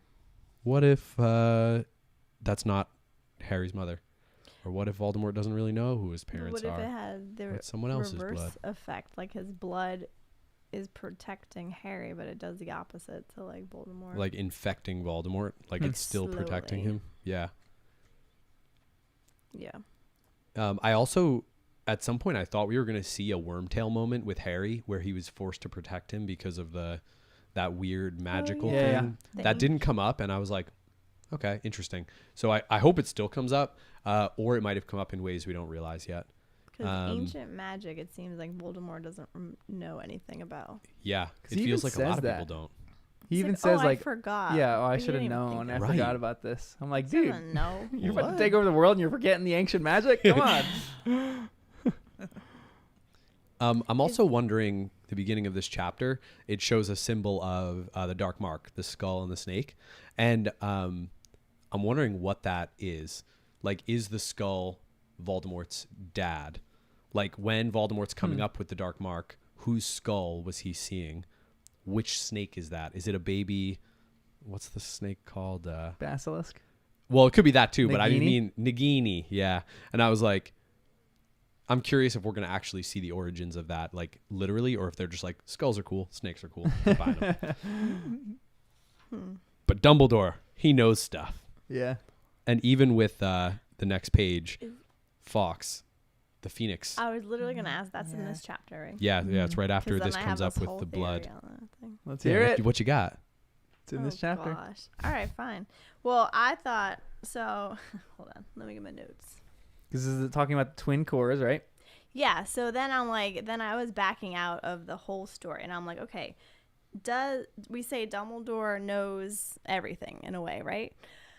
And as I mentioned before, Harry keeps bringing up that Dumbledore looks old. And like that was never really mentioned before. So in my mind, I'm like, okay, so did Dumbledore, did it set out to be that Dumbledore knew in the future that Voldemort was going to come to power? So in my mind, I'm thinking Fawkes maybe was always Dumbledore's pet. And he gave a feathered tail to Ollivander and was like, here, you could use this for your wands. Tom Riddle gets it. He's like, oh, great. Like this wizard has this, my wand, like the feather and the wand. He's a powerful wizard. And then he turns evil. Then Dumbledore is like, well, now I because of ancient magic, I know that Fawkes needs to give another tail feather because I know that there has to be a counteract to his wand because someone has to defeat him in the future somehow. And that Dumbledore knows he's getting old. And so then I backed all the way up. I'm like, well, then maybe did Dumbledore see in the Potters that they would be a great match for Voldemort in the future, and that Dumbledore wasn't going to live that long and he needed a younger wizard to take on Voldemort in the future. So This is so good. so Oh my gosh, John's face right now. know. is I'm like- so excited. his face is like, wow, I'm So really happy. a nerd. Yep. Because he's like, what Yep. else do you have to say? Please keep talking. I should have interrupted you. Oh my gosh, I'm so mad. Oh, so Dumbledore was saying, okay, the Potters are going to be great. They have all these great qualities. And then maybe he first saw Harry Potter as the son. And he's like, okay, his son is going to be the one I choose to protect because he's going to be the one to be able to defeat Voldemort. And he sees this in the power of the blood or whatever, this ancient magic. And that is why the Potters were under attack by Voldemort, which is why they need a secret keeper. So that way it was going to protect this person that could actually counteract Voldemort in the future, because Dumbledore is dying and he needs someone to stand up against Voldemort's power in the future. You guys are such nerds, and it makes me so happy. Yep. You guys are coming up with original theories that I've never even heard of before that I'm going to have to ask people on Reddit right now. Like, we're broaching new territory with this podcast right now. This is making me so excited. We're talking about fan theories right now. Yep. Oh. Like, do you think that it could possibly be that, so in your timeline, were the Potters always the right people to get this wand? Was Harry's son, like, was he the real match for him? Or did Fawkes, after all the Voldemort stuff happened, give a tail feather, and then Ollivander crafted a wand, and essentially Ollivander had to track whoever was going to take this wand, and whoever took this wand was essentially the person that was supposed to overthrow him. could it like was it really Harry because Voldemort tried to kill Harry, or was it just like No, I thought it was always Harry because in my theory of what I was just saying was that's the reason why Voldemort went after the Potters, because I can never understand in where we are now, why was Voldemort going after the Potters and why was he trying to kill them? Yeah. So in my mind, somehow Dumbledore, I don't know, like they were like the chosen family, and like they knew that, or Dumbledore knew that they were going to be able to be powerful enough to go against Voldemort when Dumbledore was no longer going to be there. The only reason I was saying that is because it was mentioned so many times that he's looking old and fragile. Yeah. So I'm like, and so it just backtracked all the way to that. And then I was like, was Fox always Dumbledore's pet, or was he wild, feather, then he became Dumbledore's pet, and then Dumbledore's, nope, Fox, you need to give another one because this guy's crazy now. And the only way ancient magic is to have a same feather so it doesn't, the wands don't work properly. Priori against each incantatum. other. Yeah, I feel like I can't tell because of the way Ollivander gave the wand to Harry. It was not the first wand. Yeah. He went through a lot of other wands. I'm thinking that Dumbledore didn't tell Ollivander that. Oh, no, I think he did because Ollivander sent him a message as soon as the Yep. wand was sold. Like, almost like in my mind, I pictured it as I read. Like, my initial reading was Ollivander thinks about that wand more than any other wand in his shop. And he's giving Harry all these others, like, hopefully, just kind of like, could it be? Yeah. And each one, he's like, it didn't work. Oh, my goodness. He gives another one. It Like, still doesn't he work. knows, but And he's building like, it up, the anticipation. No way. And he gives him another one. It still doesn't work. And he's can't like, give him the it first can't one. be. And then he goes up and he's like, it's going to work. And he grabs the wand, the only wand he really thinks about. And then he gives it to Harry and it works. And he's like, Dumbledore, you're never going to guess. Yeah. He got the wand. He is the chosen one. Because in the movie, it makes him look like he doesn't know what's going on because he's like sorting through all these things and he goes, Yeah. I wonder. And maybe he doesn't really wonder. Maybe he really knows and he's just building in the anticipation. That's how I read it because this wand means something. And Ollivander knows it. Dumbledore knows it. They immediately corresponded right afterwards. But it's the Harry part that I can't tell if it was a plan or a curveball. And because of the blood thing, I have more like random thoughts of like Voldemort thinks that this love thing came from his mother. I'd have to go back and read through what Dumbledore has said about it and other people have said about it. But I also thought like maybe it didn't, because in the order of when people died, maybe that love protection came from his father, not his mother. And it could have been a combination of the two.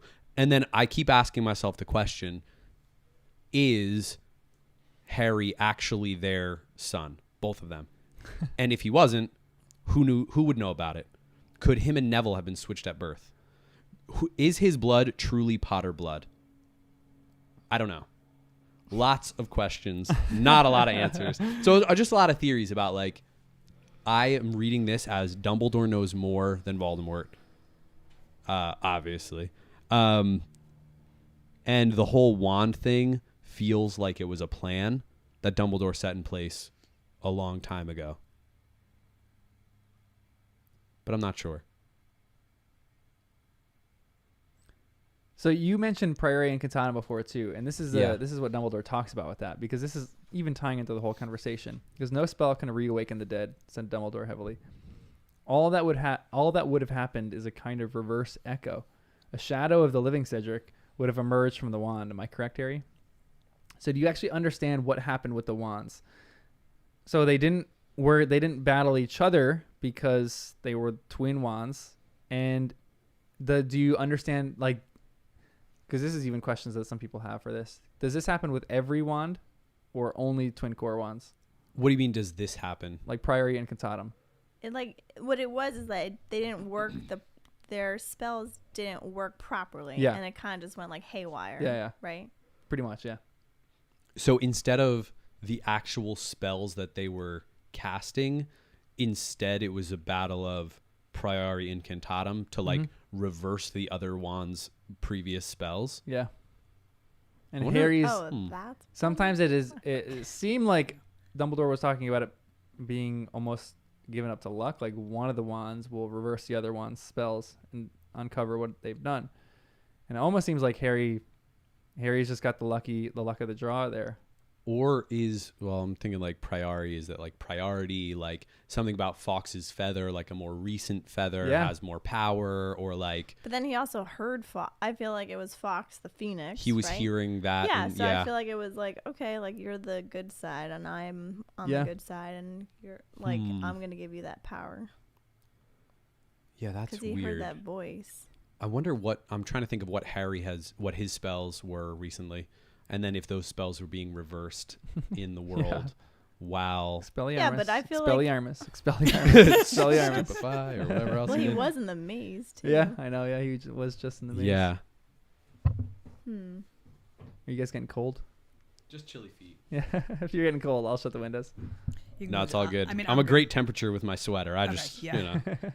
Thin like socks. I'll sweat if we close the windows. Yeah, I don't know, because it feels like Voldemort he was losing that whole time. It seems like we didn't see Harry losing. But then could that also be because remember you said the blood thing and and Dumbledore twinkled or whatever we think. So like was it the fact that Harry's blood is somehow in him and is doing the opposite of what Voldemort thought because of ancient magic, and then it's like against the twin wand? I'm not really sure where I'm going with that, but Yeah, I'm just right. saying the combo maybe causes him to be weaker. We don't know of any other twin wands, do we? Mm-mm. Not yet. That's why I was like, Like how'd they discover that? It's probably a pretty rare phenomenon. We just don't know of any in the right? book. I'm sure it's happened before in the past, or maybe a unicorn gives 2 feathers or something like that. I don't know. 2 hairs. Hairs, yes. 2 feathers, sorry. 2 hairs. Is it a Pegasus thing? Yeah, a dragon gives 2 heartstrings, whatever the heck a heartstring is. Whoa. I feel like, yeah, that sounds gross. I know. Like they're dead. Sirius didn't seem to really know about it. He kind of did. Yeah. Like when Dumbledore said it, he was like, what, reversing the spell effect? Like, Like almost like he had to process it too. So again, it gives me this idea like this is advanced. Like to Dumbledore, it makes sense. He understands it. But even really, really powerful wizards like Sirius and maybe Voldemort, they didn't think of this. Because they don't know about ancient magic. I feel like this is like the old timers, Right. like magic, and they're like, Yep. we're like the millennials, and we don't know what the heck's going on. And even Dumbledore's proximity to Nicholas Flamel, even though Dumbledore might not be that old, like he's hanging out with someone who is hundreds of years old. Like he can get ancient magic from the ancient dude. And I don't know. I feel like Dumbledore is putting in the legwork to learn and like really absorb this stuff that nobody else knows about. And it's showing here, but we don't understand it yet, really. It was interesting because I think this is the chapter where he's like, that's what happened, right, Harry? Like he's saying what should happen in these things, but he's never actually experienced it or seen it. And then he's like, that's what you saw, right? And like Harry's like confirming those actions. It that says happened. one of the wands will force the other to regurgitate spells it has performed. Like that feels so singular. It's not a battle of regurgitating spells. Yeah. It's like one wand wins in this scenario, and that's it. Yes. Even though it took a lot of effort from Harry and it was an ongoing thing, But it's But then I find it interesting though because if it's actually Fox's feather, and Fox was helping Harry in the chamber or whatever it was. Yeah. He came and like saved his life, cried on, like he has a relationship somehow with Fox. So I wonder if that's playing into his wand powers too. I don't know. This is so good. This is so interesting. Pivot on this. Do you think Fudge is a coward? I think Fudge could is he evil. be the coward? I think he's evil. Yeah. He is a coward, but he's also a bit of a realist. I don't know. There were moments I was very angry with him. Other moments I think I understood. But in the end of it, I didn't think of him as evil. I thought of him as being scared. Just scared of Voldemort and pretending it's not real. Yeah. That's how I took it. Yeah. Yeah. He wants to live in his little rose-colored glass world. And like, if I pretend this isn't real, it's fine. Yep. For now. But You know. could this be a ploy for him being evil though? I mean, could be a ploy. I think so. You do think so? You're on the evil train. I think everyone's evil in this. I just, because it was I agreed with both of you. Like, at first I was like, he just wants to live in his world and like pretend nothing is going on. But it's Dumbledore. If Dumbledore is saying something, I feel like a lot of people listen. Yeah. So the fact that he's like pretending, and then I thought it was weird that he brought the Dementor to Crouch Jr. I was like, why would you do that? And then like, I feel like you're covering up something that would have come out. So now I don't trust you at all. And now you're in charge of the Ministry of Magic. And I don't know. There's a few things, and I can't remember the specifics right now. But I was just like, I feel like you're somehow leaning on the Voldemort side. And allowing things to just happen. But you're allowing them to happen because you want them to happen. Convenient. Yeah. And it seems as though, it's just convenience, or I'm going to like ignore this so that way you can rise to power, and then I'll join you again. So if he's evil, because this is one of the things I was thinking through, is he one of the ones that Voldemort knows about, or is this a new evil? Like, is he the coward, the one who left and isn't coming back, the most faithful servant? Like, Voldemort seemed to have like a pretty good tally of like who was his, and he's like 3 dudes. So I thought there were still people missing though, and the other people grave. missing. No, was that all accounted for? Maybe I'd have to reread that part. In my head, there were just 3 people who didn't show up, and Harry would have recognized Fudge if he was there. There definitely were more than had 3 because masks. people were in prison. True. So You're those right. other 3 he people, accounted for those. Yes. Yeah. Some are in prison. They'll be rewarded beyond what they can even The imagine couple- or something like that. Yeah. were there 6 empty And- spots? Why am I I thinking think so. 6? Yeah, because it was the 3 prison people and then the 3 he addressed. Okay, So it's the couple with the crazy laughing woman, the people that went to prison with Crouch Jr. For That all torturing the deserve Longbottoms. to Yeah. go Yeah. to prison. I forget what those, the tall guy and then the couple. Could Crouch have been in there? With Polyjuice, anything's possible. I know. I meant Is Fudge, Dumbledore not really Crouch. Dumbledore? Yeah, well, I'm like, Oh, well, boy. what kind of swap? Maybe Oh my all along gosh. Crouch was meant to be the head of the Ministry of Magic, but he had to do it in the form of Fudge. So they swapped places before. I really Where love. does it end? Yeah, I really love Dumbledore's speech to Fudge here, though, because he goes, "You are blinded," said Dumbledore, his voice rising now, the aura of power around him palpable, his eyes blazing once more. "By the love of the office you hold, Cornelius. You place too much importance, and you always have done, on the so-called purity of blood. You fail to realize that it matters not what someone is born, but what they grow to be. Your Dementor has just destroyed the last remaining member of a pure blood family as old as any. You see what that man chose to make of his life. I tell you now, take the steps I have suggested, and you will be remembered, in office or out, as one of the greatest and bravest ministers of magic we have ever known. Fail to act, and history will remember you as the man who stepped aside and allowed Voldemort a second chance to destroy the world we have tried to rebuild." So good. Oh my Powerful. god. Says that too, Speech. yeah. I know. And then I think that's probably why also, because he was obsessed with the pure blood thing, and Yep. that's the Voldemort thing. Yeah, that is fishy. So He has a lot of fishiness to him. Do you think, I guess maybe this is the question that we're kind of asking here too, but do you think Fudge just doesn't believe this because he wants to live in bliss and ignorance, or is he really paving the path for Voldemort in active ways? can it be both? Yeah, I guess. Yeah, 100% it can be both. Yeah. And what do you think of Dumbledore in this moment too? Is he just increasing like your Oh, it's so great. love of him? Oh yeah. Because he is for me. I love him so much. Yeah, It's it's so cool. so awesome. And it feels like he's appealing to Fudge's pride too. Yeah. Like he's just wording it so perfectly. I know. He's trying to be like, he's inspirational. And then for Fudge to shut him down after that, I was like so annoyed with I him. know. You're an idiot. But the whole thing about bringing the Dementor in and all that, and now we know Dementors are evil. I'm like, well, Dumbledore didn't address it, but I'm like, I don't trust that Crouch Jr. is gone. Yeah. Can Dementors absorb people and bring them out, or like, part of his soul or whatever that is? I'm just like, this feels sketchy as anything. If the Dementors are already on the side of evil. If they already know that Voldemort's back, or there was something bigger that was put into place with Dementors, then I'm like, this is really weird, because they could be doing something fishy with Crouch Jr. And then Fudge seems to be in on it. So that if he was evil, I feel like this might not be the end of Crouch Jr. Because if Fudge is evil, why would he kill Crouch Jr.? But that whole thing is so weird because is it all the Dementors or just some of the Dementors are like Death Eaters too? Because I find it weird that why would they want to kill people that are on their side kind of thing?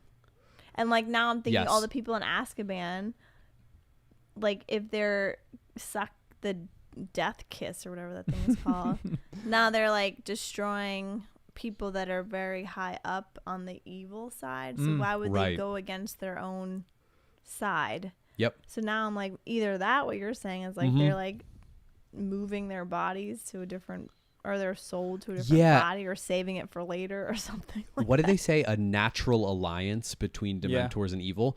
And I'm like, well, I don't know what a natural alliance means, but Dumbledore's never been fond of Dementors, and the Ministry seems to be using them like a lot for random things, to hunt down Sirius and like guard people. And I don't understand why. Case? Yeah, or was it always, or is that something Fudge put in place? Exactly. Yeah. I don't know. We just don't like Fudge. That's what we know, right? We definitely don't like him. Doesn't mean he's evil, but I don't like him. Besides Dumbledore, who would be a good Minister of Magic? Mr. Weasley could be all right. Yeah. He's a little childish, but no more than That Fudge. might be a little, yeah, exactly. I'm just like, can't be Moody. Sirius, Sirius isn't I have cut a out press for the conference. I'm corporate actually world. just going to go to bed right now. Yeah. Oh gosh, I feel like it would be a 3-ring circus. I'd actually be okay with Amos Diggory. Yeah. I feel like he might have what it takes, but he's a little rude. I don't love him. Yeah. But He's been through it now. Right now, he could be good. 2 lines. I want to talk about one in particular. Time is short, and unless a few of us who know the truth do not stand united, there is no hope for any of us. He's talking to Sirius and Severus at this moment. Then he goes, Severus, said Dumbledore, turning to Snape, you know what I must ask you to do, if you are ready, if you are prepared. I am, said Snape. He looked slightly paler than usual, and his cold black eyes glittered strangely. Then good luck, said Dumbledore. And he watched, with a trace of apprehension on his face, as Snape swept wordlessly after Sirius. What is happening there? I feel like he either is going to somehow go back to Voldemort and try to play double agent, but Voldemort already knows that he's a double agent, so he would probably just kill him. Then I was thinking maybe he's coming up with a potion that he has to like somehow sacrifice himself to give it to Voldemort, or something serious where I feel like he's risking his life because the way he reacted. I thought he was sending Snape to do something with the Dementors. Either that or going back to Voldemort, but we know that Dumbledore wanted 2 things accomplished. The Giants, Dementors. So he took care of the Giants with Hagrid, we assume. So I thought he sent Snape to take care of Dementors. What does that mean, though? I don't know. A potion? And Dumbledore just might not know if he could trust him because Maybe. there's a little bit of apprehension on his face for some of that kind of stuff.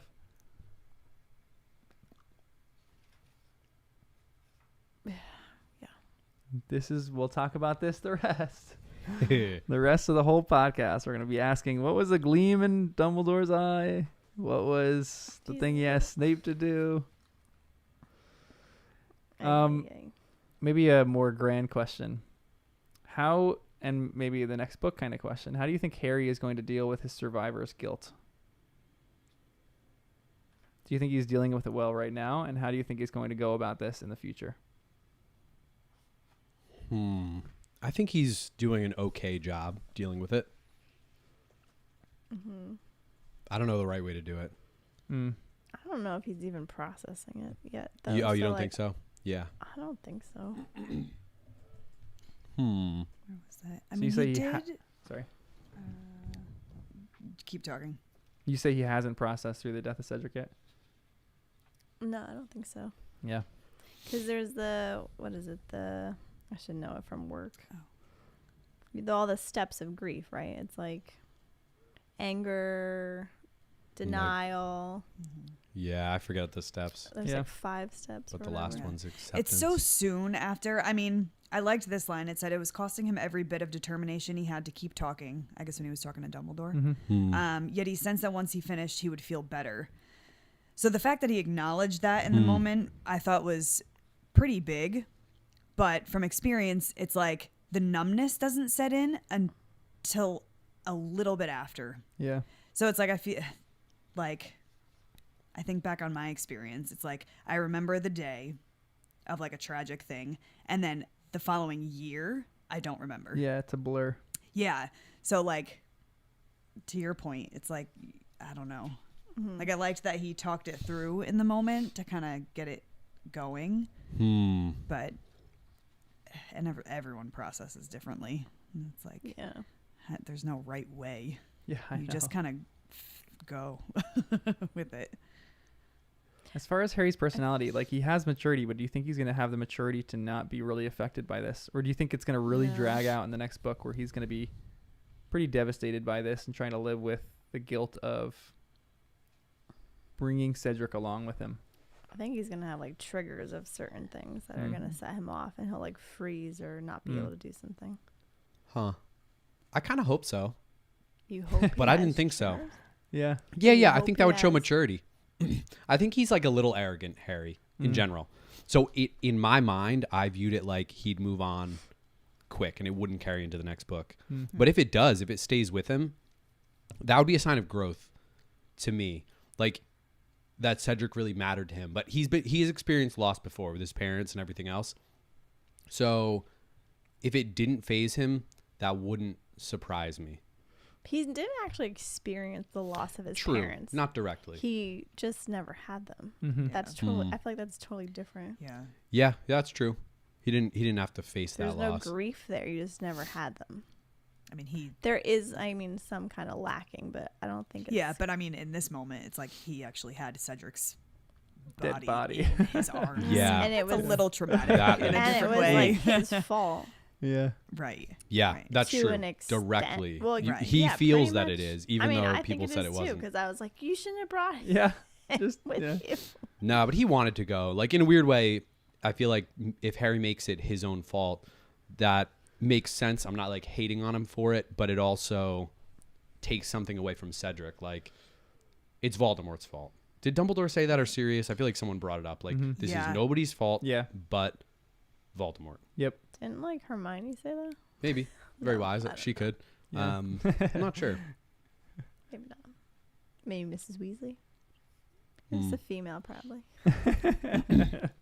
Dumbledore. It says the only one against Yes! whom I intend to work, said Yeah, Dumbledore, males. is Lord Voldemort. If you are against, I don't know if this is what you were talking about. Yeah, but it's no, kind this is, yeah. If you and he was talking to, I don't know. If you Fudge. was he talking I to think. Fudge? Yeah. If you are against him, then we remain, Cornelius on the same side. Yeah. Sorry, Jen. He's so good in this chapter. Oh, I love Dumbledore so much in these. Yeah, it'd be interesting to see how he progresses with this, how he matures, how he discovers his a little too warm. How he discovers if he is growing more mature or not, how he processes through this. It does say, what do you think of this line where it goes, there was a loud slamming noise and Mrs. Weasley and Harry broke apart. Hermione was standing by the window. She was holding something tight in her hand. When you read that for the first time, were you like, Oh, what did I write in there? I just got annoyed because I was like, Harry needed to cry. yeah, I know. That's what I was thinking. For real. And Hermione's standing there slamming a jar shut I or was like, something. bad timing. Sorry, I know you were going a different route, but that's where my mind was. It's like when you're in a really emotional moment and someone like does something just silly or stupid, you're like, let me cry. Yeah. Well, he was like, because Harry wasn't going to give into it, but it was like right at the cusp. I know. I was like, oh, bad timing, Hermione. Anyway. I just said the thing to get Rita. I didn't know what it was. I assumed Hermione like did something to get her, but I didn't know what it was. I didn't think she got her. Literally. I'm like, what the? I almost pictured it more like Hermione was like, I've got her. Yes. Yeah. An idea.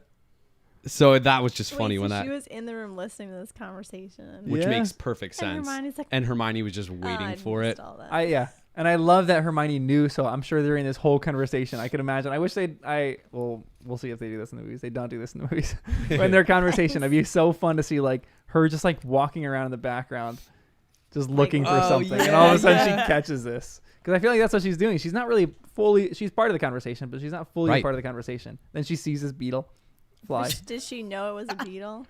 Like, I wonder, did she actually know she was a beetle, or she was looking for something small? Like to anything. appear? Pigeon or like whatever we said. I feel like she did know it was a beetle because she had interacted with it before. So when they said bugging, I think she put all the pieces together of like, I had a beetle in my hair. There was a beetle in this part. There was a beetle in the bush. All that kind of stuff. So I think she put it together and was able to like, capture it. Talking about flies. I know. Classic. So good. Which when I said the fly on the wall, I did not. I know. I was so happy you said that. So we harped on that for so long, and we were like, "There it is." It took me forever to put it together too. It was like 3 episodes. I was like, "Wait, is that why you keep bringing this up?" She texted me. She's like, "Is the reason you keep harping on me wanting to be a fly because of Rita?" And I'm like, "Yes, because it's a perfect segue to talk about that kind of stuff." I was like, wow, I'm a little slow on the uptake here. Bringing it back in at the beginning of this book was great. Any other questions in this chapter? I think I had my first good tear up moment when the Weasleys and Hermione came to Harry after all of this. Even though Dumbledore stepped right in and kind of like blocked the moment. Yeah. To me, I also felt that because it felt like a relief, like a safe space. Yeah. And I was like, oh, that was so great that they're all there. Like, it was like if Dumbledore and Snape and all them didn't come rescue Harry, they were about to. Yeah. Like they were just like charging in, They were like ready. we're going to come to Harry. So I love that. And he gets the dreamless sleep, which is wonderful. Yes. Oh my goodness. The money came up twice and it just felt so crude. Yeah. Ugh, when Fudge just plops the money down. And then even later when Mrs. Weasley, she's like, well, you can think about all the things you're going to spend your money on. I'm just like, shut I your know. big dumb mouth. Like, this is not the time. Harry's dealing with real stuff.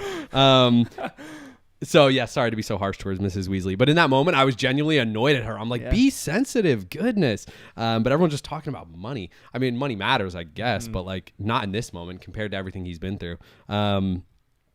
So, yes, that was the only other thing I had noted here. Mrs. Weasley is a woman of highs and lows. Yeah. Like, she has, honestly, the moments that you tear up in are the moments that she is incredibly tender. Yep. When she hugs Harry, and it's like a hug like he's never felt before, you're I like was that. just going to comment on that. It is, like, it's one of the greatest feelings ever. I'm not a big hugger, but every once in a while, I have a friend back in Dallas, and I think I told the story a while ago. And she gave me a hug that was, like, disarming. And it was, like, a long hug. She just held me. And I was like, and then all of a sudden you just, like, accept it, and you, like, melt, and you're like, this is great. I need this. And it does feel like a very See the look of mom shock thing, on your too. face. It's so great. I was, like, patting her on the head. Okay. And then all of a sudden Are you're we like, done? oh, this is nice. The hug that she gives is just so good. And then when she surprises Harry too, and she's excited, those are the moments that I really tear up in. But then she's like, you can think about your money. And I'm like, you were doing so good. And maybe it's not as crude as it came across to me, but just like Yeah. to bring it up, I was just annoyed. Ugh. Agreed. Because it felt like she was like Fudge in that moment. Because Yeah. Fudge brought it up. I was like, I know. But Harry had no memory of ever being hugged like this, as though by a mother. Yeah. It's a So devastating line. It's so good. Yep. Ron made me laugh when he told his mom to shut up. Yeah. I was like, I was like, "Run!" whoa, you're going to get beaten later. What did he tell her to shut up for? I was just going to look it up. Hold on. Oh, it was when Sirius Black That's right. transformed back. She said, Sirius Black, she shrieked. Ron. Oh, that was. Mom, shut up. It's okay. Yeah.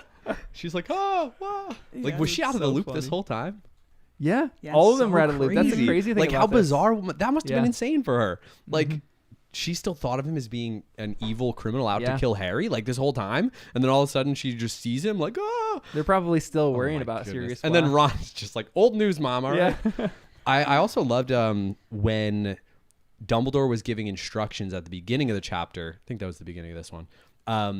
To McGonagall and Snape, and just says these like weird things, and they didn't question it at all. Yeah. And Harry addressed that. He said kind of like, it was cool that when Dumbledore gives instructions, they just take it. Yeah. Like, he's powerful. He's telling me go get a dog. Sure, I'm gonna get that dog. Don't I know don't what care that what it is. means. I'm doing it. Yeah. And that was cool to see. Yeah. That respect. Yeah. Do you think he's respected too much, or do you think he deserves that respect? I think Dumbledore deserves Were you it. gonna say something? Because all of a sudden I see this. I asked a question. You slowly brought the mic over. Oh, and no. looked at Jen. I was like, "Do you have something to say about Oh, this?" no. Okay. No, I. Nice. So very superficial. Anyway. So no, I'm glad you noticed that moment. Now that everybody knows. My bad. Yeah, I think he deserves it. Yeah. Yep. Yeah. He's earned it. He just over seems like he time. demands respect in the room. Yep. And if not him, who else? And I think I forget. I think my friend Giovanni gave me this quote at some point. Like, the wrong thing done together in a crisis, like in situations in war, etc., the wrong thing done together is better than the right thing done divided. So it's kind of like, in this moment, Dumbledore is the one giving the instructions, but like, even if it was someone else, Yeah. the fact that it was purposeful, it was like, someone has a plan. So let's just act on this and figure it out as we go. Yeah. And of course, if Dumbledore is the one saying it, you're definitely going to listen. Yeah. But in crisis, it almost feels like anyone could step up and be that leader if they needed to be. Yeah, agreed. Oh. All right. Let's go to the last chapter, the beginning. Unless you guys have anything else in the previous. But what is a summary of the beginning, chapter 37? Very quick. I think I wrote one. Let me look. I was gonna say either you or Jack.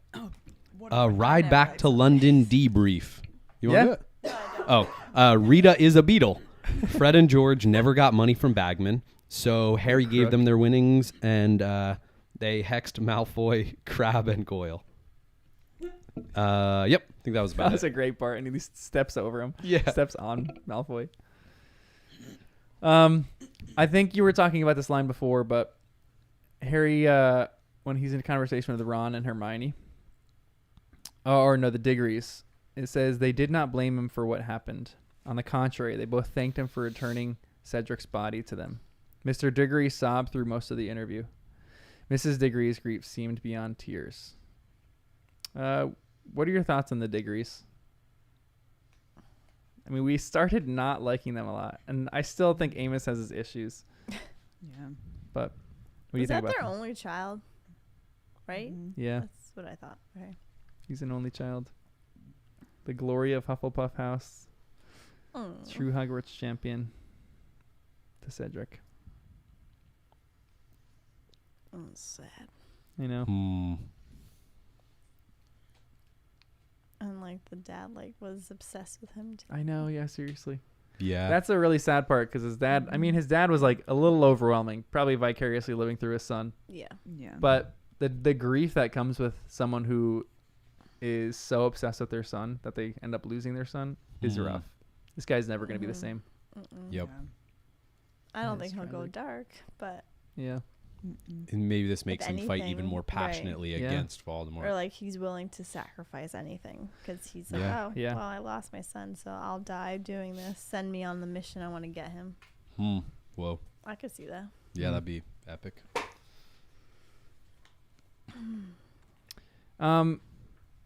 This is a weird line.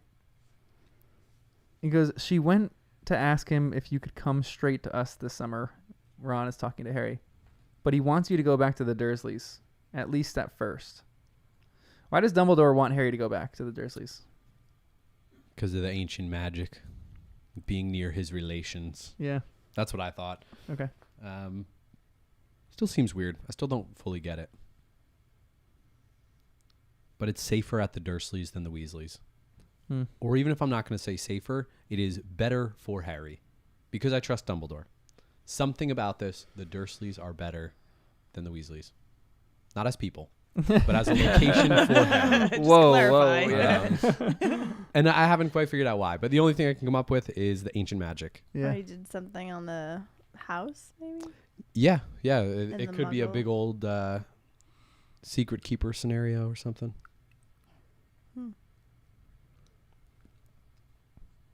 I thought it was more like he doesn't want to disrupt them thinking anything's going on. Mm. Like, go back. Act like everything's normal. Because they might do something crazy. I don't know what. Yeah, and not that the Dursleys would even care, but it is for kind of keeping up appearances for certain things. I think that's a good point. Mm-hmm.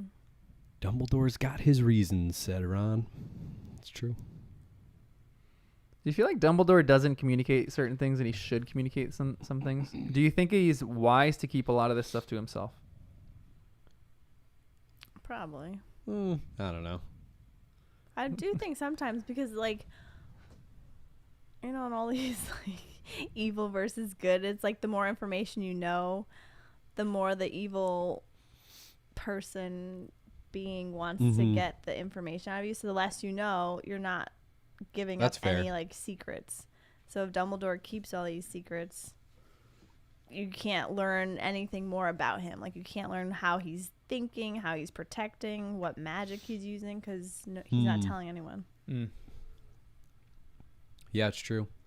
It sucks being on the outside, but Yeah, for I sure. almost think of it like a bit of a power dynamic of, like, because knowledge is power, Dumbledore keeping the secrets and being the only one who knows the reasons, it keeps him in that, like, authority stance because he's the only one who knows. But I feel like he probably should tell Harry a little bit more. Like, why go to the Dursleys? Give him some comfort there. Like, just tell him. I'm just a fan of more communication is always better, and Dumbledore is not. So I don't mind it, but I would like to know his reasons. And there is a dynamic too where Harry doesn't necessarily ask him some of this stuff. Like if he asked him, Yeah, maybe. you're right. But at the first book, Harry did ask him the first question. He's like, Yeah. "I'm sorry, Harry, I can't answer that one." So even if he asked, he probably couldn't answer some, which would maybe frustrate Harry more. Maybe that's even the reason he doesn't necessarily ask Dumbledore at all, because he's like, he probably wouldn't answer me this question. Right. So maybe he'll be frustrated at that moment or something. I don't know. And blind trust is almost easier in a weird way. You don't Yeah. have to think about it. Just Dumbledore says, Dumbledore has his reasons. I'll do it. Yeah, for real. Okay. Yeah. Two other good lines, or one good line, and I want to talk about another point. Hagrid just is great. Hagrid, I feel like, is a good comforter. Brings about a little comedy, and then he goes, "No good sitting worrying about it." He said, "What's coming will come, and we'll meet it when it does. Dumbledore told me what you did, Harry." I love that line. It's like, there's no point in sitting here worrying about any of this kind of stuff. Go on living your life, and then when it comes, we'll worry about it then. He is, in a goofy, dumb way, he's just so wise, and I love Hagrid so much for it. But there's another line. Harry caught a glimpse of Cho through the crowd. There were tears pouring silently down her face. He looked down at the table as they all sat down again. So Cho is going to be pretty impacted by this, but I think the more important question is, what kind of crier are you guys? Not the question I was expecting. I'll start. I am a crier who I can't breathe when I cry. I'm like if it's just like, tearing up, I can tear up and it's not going to be, but if I like full on cry, I won't be able to speak because I can't breathe in. Like I'm like everything is getting out. And then the one time I do breathe in, it's like, it's like a pathetic cry. And then I'm like all out from that point on. I can't quietly cry. I would love to be able to quietly cry, but I think for me, it's 80% of the time silent tears because I can hold with muscle the rest of my body together. But one time I was at that point and my sister gave me a hug, and in that hug I just broke to pieces. And then it's the sobbing, the breathing, the whole thing. Oh goodness, can't speak. And then it just feels like you're not in control anymore, but that's what feels so good. It's letting it out. Therapeutic. Yeah. I've had a couple of those while driving and had to pull over. Oh, yeah. Like I couldn't see. This is And not just- safe. Yeah, It sucks too because driving is a great place to do it, but it's not a great place to do I it. know. Because I have all my emotional moments in the car by myself. Well, that's so great. You could get there. Yeah. You know? I can get there. I have For to me, make I'll myself hide get there. from that place and say, I will not go there now. Yeah, I did that for too long. Yeah. Finally, I was So like, I just freeing. got to get it out. Yeah. Or watch a sad movie to egg it on. Yeah. About time. Anytime I need a moment, about time. Oh, What's that Does one it. movie you made me watch? You made me watch. I asked for a Lars and the suggestion. Real Girl? No. That's a tearjerker. No. I forget what it was, but I was literally like, I couldn't see the TV. I was sobbing. Me, Earl, and the Dying Girl. Yep, that's it. Crushes you. Ooh. I was wept during that terrible. movie. I wept during that movie. That was so Yeah. good. Something like that. I'm like, if I need to cry, Ask perfect John movie. for recommendations. I am great for you. Recommendations that'll make you cry. It's my kind of movie. What kind of crier are you, Jen? The world wants to know. Oh yeah, they definitely. I cry at everything. I could silently cry. I can tear up. I could see someone crying and then I start tearing up as if I know what's going on in their life. I can cry when I'm pissed off. I'll cry. Really? Oh my gosh. If I'm angry, it comes out crying. Huh. Like I'll try to relay things and I'm upset, but it's upset like anger and then it comes out crying and then I'm like I look weak because I'm trying to get my point across and all I'm doing is crying and I can't even get a word out. It's just so it's crying, can't talk. Yeah, that? Yeah. one. I hate that That's feeling me. when you do it and you're like everyone's you. I had to do that and I had to give a eulogy for someone and that was devastating and because they were someone I really really loved and when I was talking I was like holding it together and then I had to stop because tears were coming down and I couldn't breathe in. Yeah, you remember that. And I remember I did breathe in and it was just a mess and I was just a mess from that point on and I was just like I said a few things after that, like 2 sentences and I was like I'm done. Can't do this anymore. Devastating. Oh. Anyway. But I feel like it's interesting because I feel like it's accepted for like women to cry in public, but guys like not so much. Why are you crying? You should be tough. Yeah, right? I don't think that's fair. Yeah. One time I cried in public and a random guy just came up and put his arm around me. It was so comforting. Really? It was the sweetest thing. That's I'll never see him incredible. again, but it was great. And then I got to do that for someone. I was on a train once and this like Italian girl was sitting in this car, 4 of us. Pretty similar train to what Harry, Hermione Wow. were on. And You're on the Ron. Hogwarts Express. Like were it was ya? like one of those things of 4 people. Yeah, I was on the way to school. It's like you were going and you didn't tell me. Actually, maybe I was in England. I don't remember. But yeah, she starts crying and she didn't speak English. I didn't speak Italian. So I just like gave her the pack of tissues that I had. And that was her moment of breaking down because she was holding it together in this car. And then the mom and this 4-year-old kid were the other 2 in our car. Then the kid goes over and comforts her. It was the cutest moment. That's None of us beautiful. communicated with each other. Yeah. But it was like that was the moment where then she felt safe enough to like sob out loud. And I was like, wow, this was such a strange moment. It makes me so happy. But yeah, those moments are cool. Yeah. Crying makes you happy. Yeah. Like wholesome I crying. just had in to a say weird it. way. Like, yeah. It's like such a sad moment. This makes me so happy. I know what you meant. I'm sorry. Come Yeah. on. You harped on me for the fly. I'm harping Oh, on you. respect. Getting you Yeah, back. I'm the For crier. everything else. Pretty much. How about this one? Remember Cedric. Remember, if the time should come when you have to make a choice between what is right and what is easy. Remember what happened to a boy who was good and kind and brave because he strayed across the path of Lord Voldemort. Remember Cedric Diggory. I loved how he told them because he said that everyone's saying I shouldn't tell you Yeah. the truth Yeah. about this. And I feel like that was great because I feel like they're going to be in a war of good versus evil and like remember this moment. Yep. And it seems like a 3-way war. The evil versus the good pretending it's not happening and the good that knows it's happening. Because the chapter before is a parting of the ways. Fudge could be evil, but he also could be good. So we're seeing a division of good so that it's evil versus two good sides, kind of. So it feels like Dumbledore's trying to like build distrust and say like, at some point, these students are going to have to make a choice, whether they're going to fight Voldemort or agree with their parents or whatever else. I don't know. But the Ministry versus Dumbledore, Fudge versus Dumbledore versus Voldemort. Yeah. So I'm glad he's being honest. Mm-hmm. Yeah, it was a powerful thing, kind of like what you were saying, Jen, that he like made a point to say, remember Cedric, because they actually lived it. It's easier to just like in theory try to pick a side. Right. But he was like, I can pinpoint them to an actual event that they experienced that Voldemort caused. That they were pretty much, they weren't there, but they knew him, knew Cedric. So I thought that was a powerful thing that he said. Well, he was the Triwizard nominee, whatever. Champion. Yeah.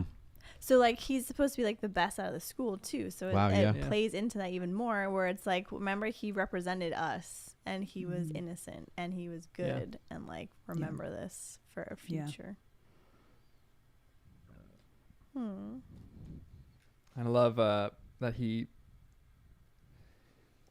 Obviously, Dumbledore's going to do this, but he calls him good and kind and brave, rather than, like, the Hogwarts champion, like, beloved, He calls him these things. I remember...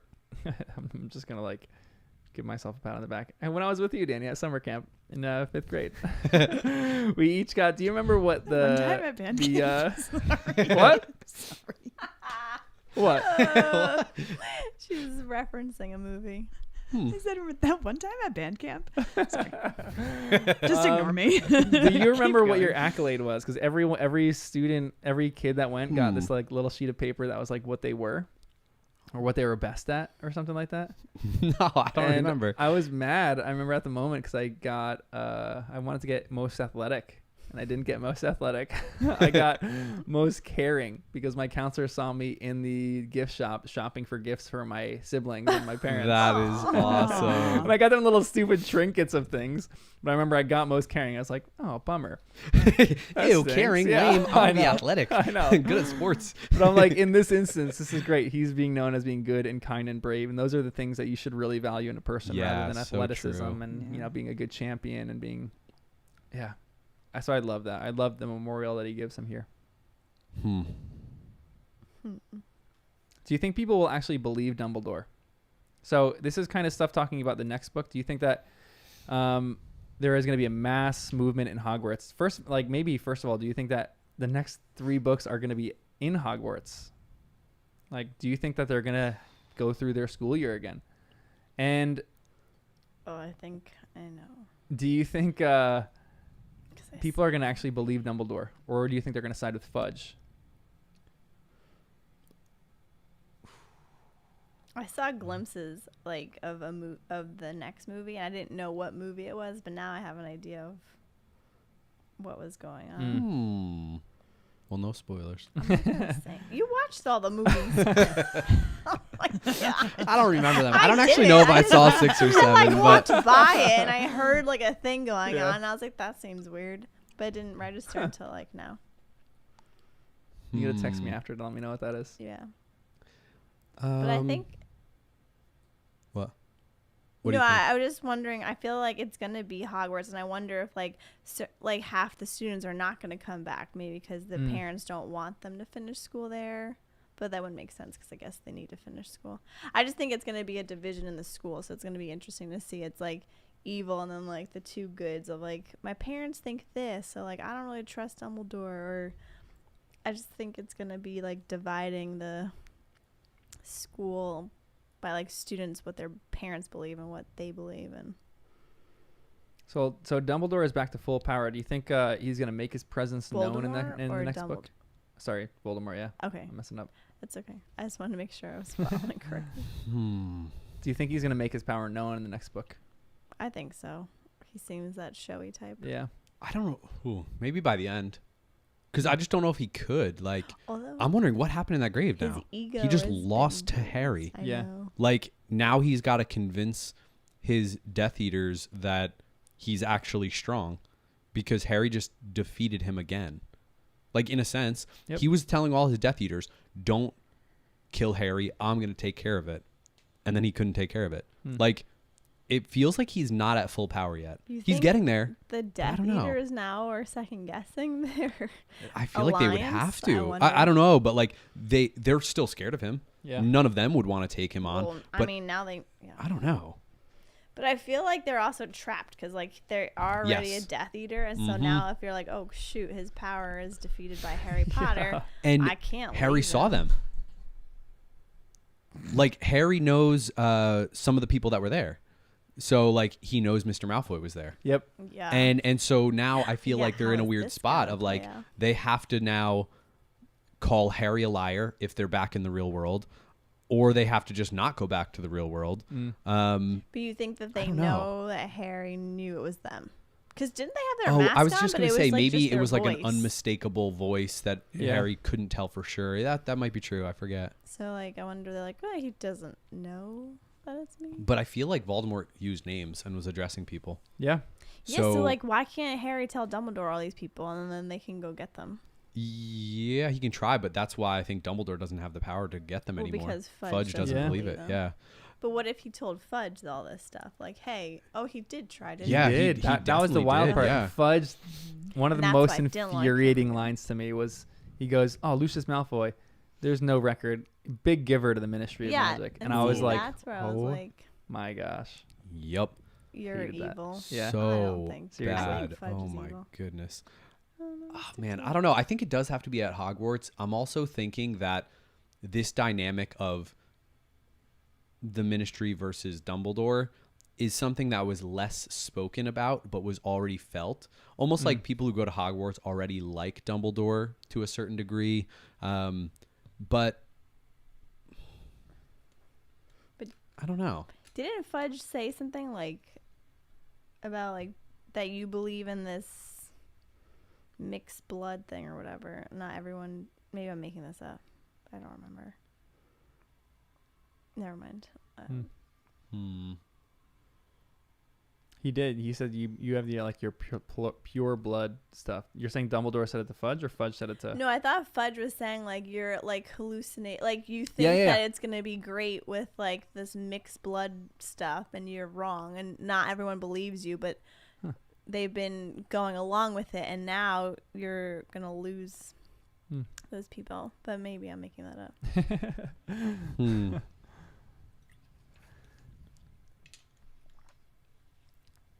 What do you think about Hermione keeping Rita in a jar with a few twigs? So great.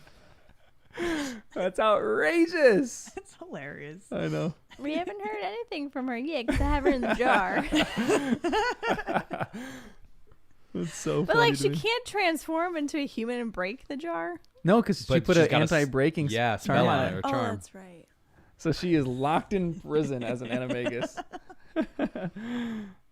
for a year at least. Why did they do that to Wormtail? I know. Oh, drives me crazy. Shoulda, coulda, woulda. Yeah, well, Woulda, then there coulda, wouldn't be shoulda. a story, but Yeah. still. The fact that Rita was at Hogwarts this whole time in the form of a bug, I also thought she could be the most faithful servant stationed at Hogwarts for a moment. And I was like, probably not. Too many other viable candidates. But Yeah, Toodles was saying that too on our chat. She was like, "You just don't trust Rita." When you Yeah. initially read it, you're Oh, like, "There's yeah. something weird going on here." But you understand now all the stuff that happened with her Malfoy talking into the hand with the beetle, Yeah. like how she knew about Victor Crumb was because Victor pulled a beetle out. I even mentioned that during the Yeah. one part where they were at the ball, the Yule Ball, and Harry like looked over and he like looked at a beetle rather than him. And I remember looking at you directly because I was like, and Harry, you know, like he's over here, he's listening to this conversation, and all of a sudden he looks at a beetle, and I'm like, boop. And I looked back, I was like going Yeah. crazy. So you guys like so understand great. how all that happened, even how she found out Harry was hallucinating, or not hallucinating, having She these was in the visions, window. was because the window, and he heard the slight buzzing of a fly or something like that. kinda Oh, lulled him I to didn't sleep. notice that. Okay, Yeah. nice. I think it was like the figured, but I wind didn't was know it on his back, on actually the back of his said. neck, and he heard, I think, like a buzzing of a fly or That is so great. wings or something. And then the whole thing with a body being dragged out of the I know. Out of the Uh, woods. Yeah. What the heck is it called? Like during the World Cup? Yeah. Yeah. Yeah. How she was right about that though, because Yeah. it was just interesting because we were like, do you think there's another body? Yep. And you guys were like, yes, she's definitely dragging bodies out. I did say yes, but Yeah. then I didn't put it. Yeah, it didn't come back up Sometimes again you until just- now. Yeah. Don't second guess yourself. Just go for it. I would never have guessed. Is she going to Crouch report her to the Jr.. ministry? Yeah, right. Of all the people. We didn't know he existed back then. He's dead. Well, she has leverage over her now to do it. So she said something like Yeah. she's got a year to like she's gonna keep watch over her for like a year or something like that. Not in the jar, hopefully. We'll see. So maybe she'll pop up back in the story. I feel Also, like that's foreshadowing her career path. I know. A lawyer, keeping law or something. A police officer. Or she's going to be an Auror. This is her own version of Moody's trunk. Yeah, It's her glass seriously, jar. that's her It's next the first thing. version, you know? She's gonna transfigure them all into beetles or like insects and like put them all in this little jar that doesn't break. She's got an office just full of jars of Imagine people that. she's captured. Because I do love the descriptions of all the office of the people. Like Lockhart had all the portraits on his. Moody has all the dark detectors, and then Wow, yeah. what's his name? How did he have? Oh, he took Lupin all had this the stuff. creatures and everything like that. Yeah. So she would have a bunch of beetles around, like little bug projects Like of all her labels victims. So she remembers who's who. Would be great. Who do you think? And this is another different question. Who do you think the next Defense Against the Dark Arts teacher is going to be? Wait, can you hold? Yes, hold I on was to that. just thinking. Remember Mad Eye Moody's office? He had all the trinkets of all the things, and they were going crazy. And Yep. he was blaming it on the students, Yep. but it was because It he was right him next the to whole them. time. Because that whole thing came up for Fred and George too. Because the sneakoscope was going crazy because Mad Eye Moody. Wormtail was there, Well, yeah. and right. the same thing happened here where his trinkets were going crazy. And he Hmm. blamed them on the students. And then you guys got the part too with like you nailed that when you were like the goblins. They deal with money. I'm sure he's in some kind of gambling debt. And I was like, oh my gosh, are you kidding But me? I wasn't that even too. thinking about it, except that you said it. You're like, it's not this person. You know, he blamed it on Crouch, but I bet it was Bagman the whole time. Like, it was dodgy. And then I was like, whoa. Yeah. But that's when it all clicked. And then it was funny because I re-listened to that. And I was like, Yeah. oh, I said it. Confirmed all so that. I nailed that. But that was funny. You guys did so good with your predictions this podcast, Yeah, this we're book. good I Yeah, that was loved good it. teamwork. First time readers. Yeah. Oh my goodness. And then the blackmail, the Fred and George Yes. thing, that whole I know. dynamic. Yeah. Well, I was thinking about that from the beginning, and that's why I love her writing too, because when you think she's forgotten something or left it, it's an open end that's just going to come back Yep. later. So I'm like, man, did they get their money yet? Yeah, I know. So I'm glad they did with Harry's help. Jen, you wanted me to remind you about something about Dumbledore. Oh yeah, but that was it. That was it? My theory So of being good. looking old and Yeah. I love that. the whole thing. I forgot it was in the other chapter. If they go back to Hogwarts, who is year 5 Yeah. Defense Against the Dark Hmm. Arts teacher? Could it be the real Mad Eye Moody? Please stand up. Right? That would make a lot of sense. Real Mad Eye Oh, Moody. she loved that one. Ta-dum. So Moody could be a possible Didn't we option. Who reference else? That last time too. I don't remember. Well, I remember Yeah, in we the did. bathroom. Yeah. I think Oh, I yeah, said the we real did. Mad Eye. Yeah, Yeah, that's funny. Yeah, let's announce to the we're gonna world. keep that Jen one was going. gone. He would be great. Would it be someone we already know or somebody new? Yeah, they keep picking someone new, so I feel like it's probably someone new. But they can't be But trusted. I feel like every Mad Eye. single Well, Mad Eye time. Moody needs like a few years to like Oh gosh, yeah. regroup I and know. recover. Poor guy.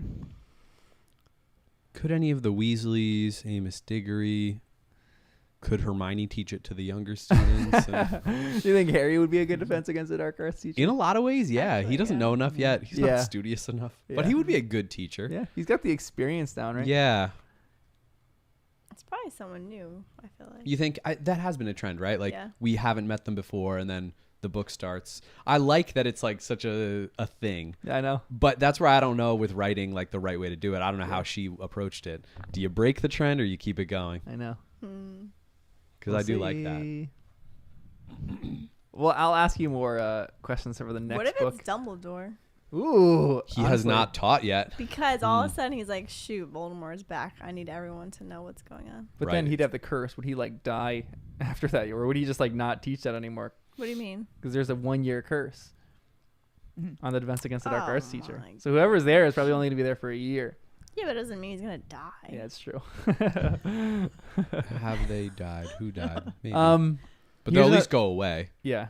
never to be seen again. Kind well, of. I mean, Dumbledore's getting old, apparently. I keep saying that. Here's Right. just one more question I want to ask for the next book, and then we'll pause the next book discussions about predictions, and then we'll jump back into one more question after this one. The next book is called Harry Potter and what? I don't know. Yeah, You know? actually. Wait, let me think. What did we just read? I don't remember. I must have seen it when Okay. I bought the book. I'm going to save that for the next book then. I was going to ask, what do you think this is? What I should have started asking, and I realized this because someone on subreddit said this. They were like, you should ask them what these things are. I should have asked you before we read the Goblet of Fire. Okay, what is the Goblet of Fire? Oh, I should that's have asked you, funny. what is the Chamber of Secrets and who's the prisoner of Didn't you Azkaban? No, you didn't? I don't thought think I you- did. Yeah, I might no, have, I maybe. don't I think you thought did. you did about this one because I remember I said, oh, I know what happens because I heard the summary of the next book. Are you gonna read the back cover of the next book?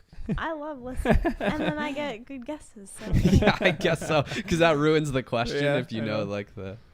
it doesn't ruin anything. I just get really enhances. good feedback. Yeah, Or- Jen's great. going to know exactly what the next book is. Right, right. Hey, The we're on a best. trend here. Polyjuice potion. Tell me Now what I want to look it up.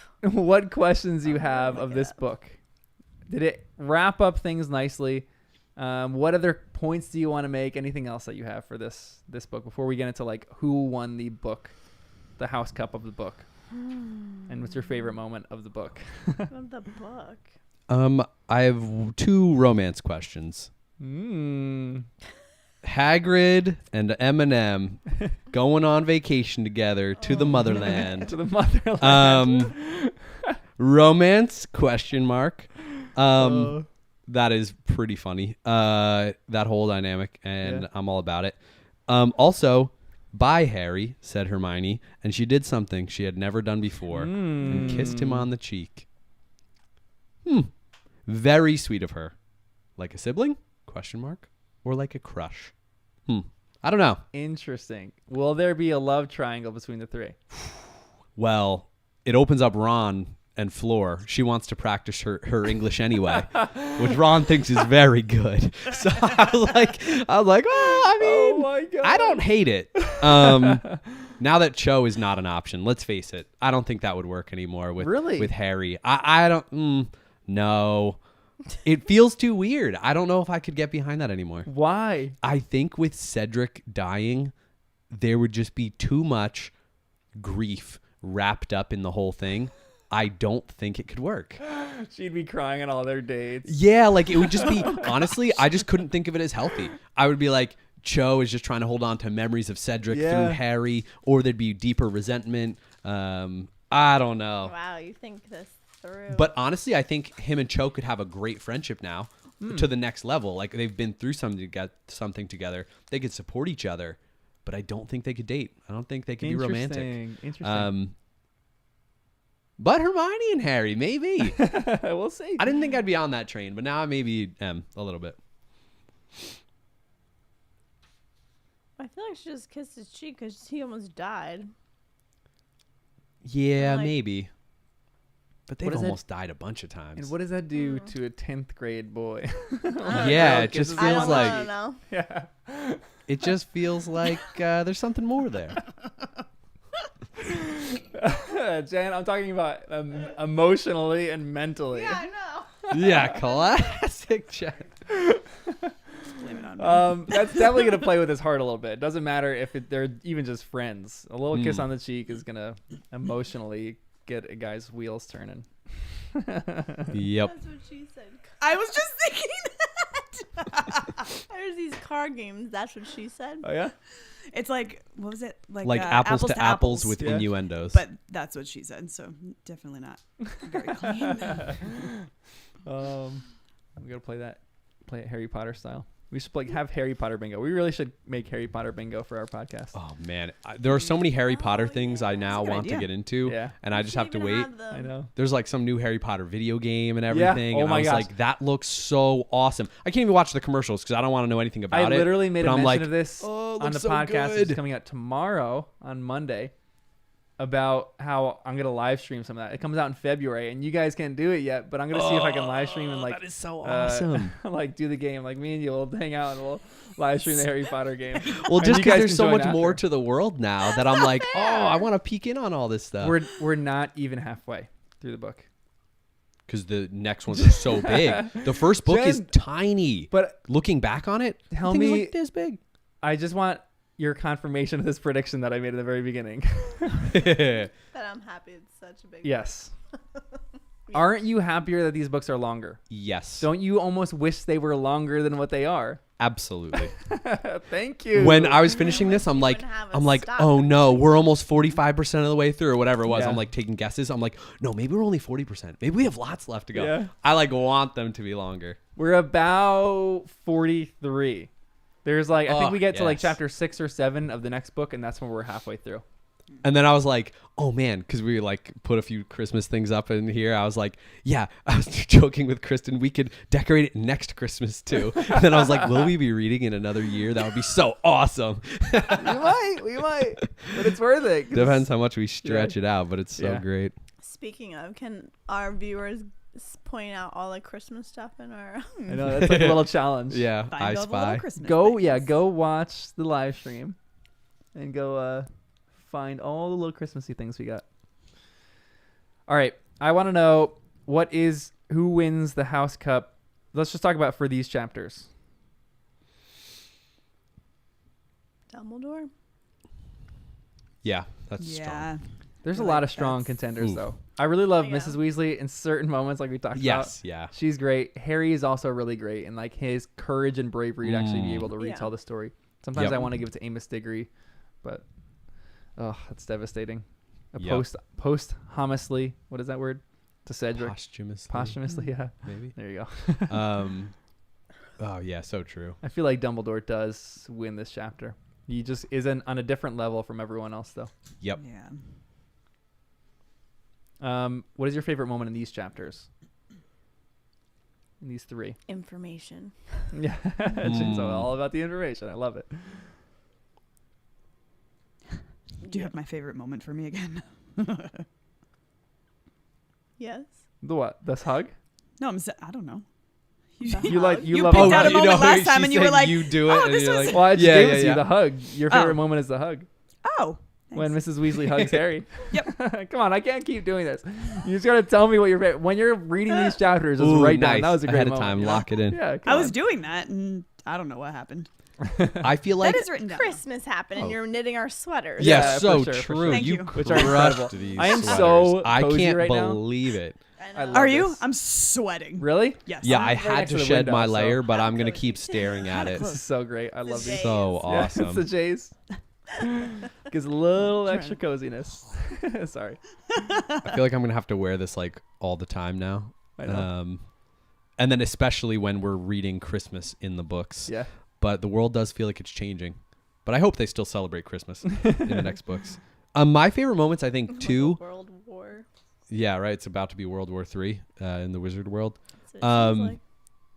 When Dumbledore first broke the door open and came charging in, that was like a great moment. And I love the information dump. But I think when he was in the Great Hall, like telling all the students, talking about Cedric, he says that great line of "We're only as strong as we are united, as weak as we are divided." Like that moment felt like a big moment. I really liked that. It was like, tearing up about Cedric and just like reading through all that. Those 2 pages, high quality, my favorite. Yeah.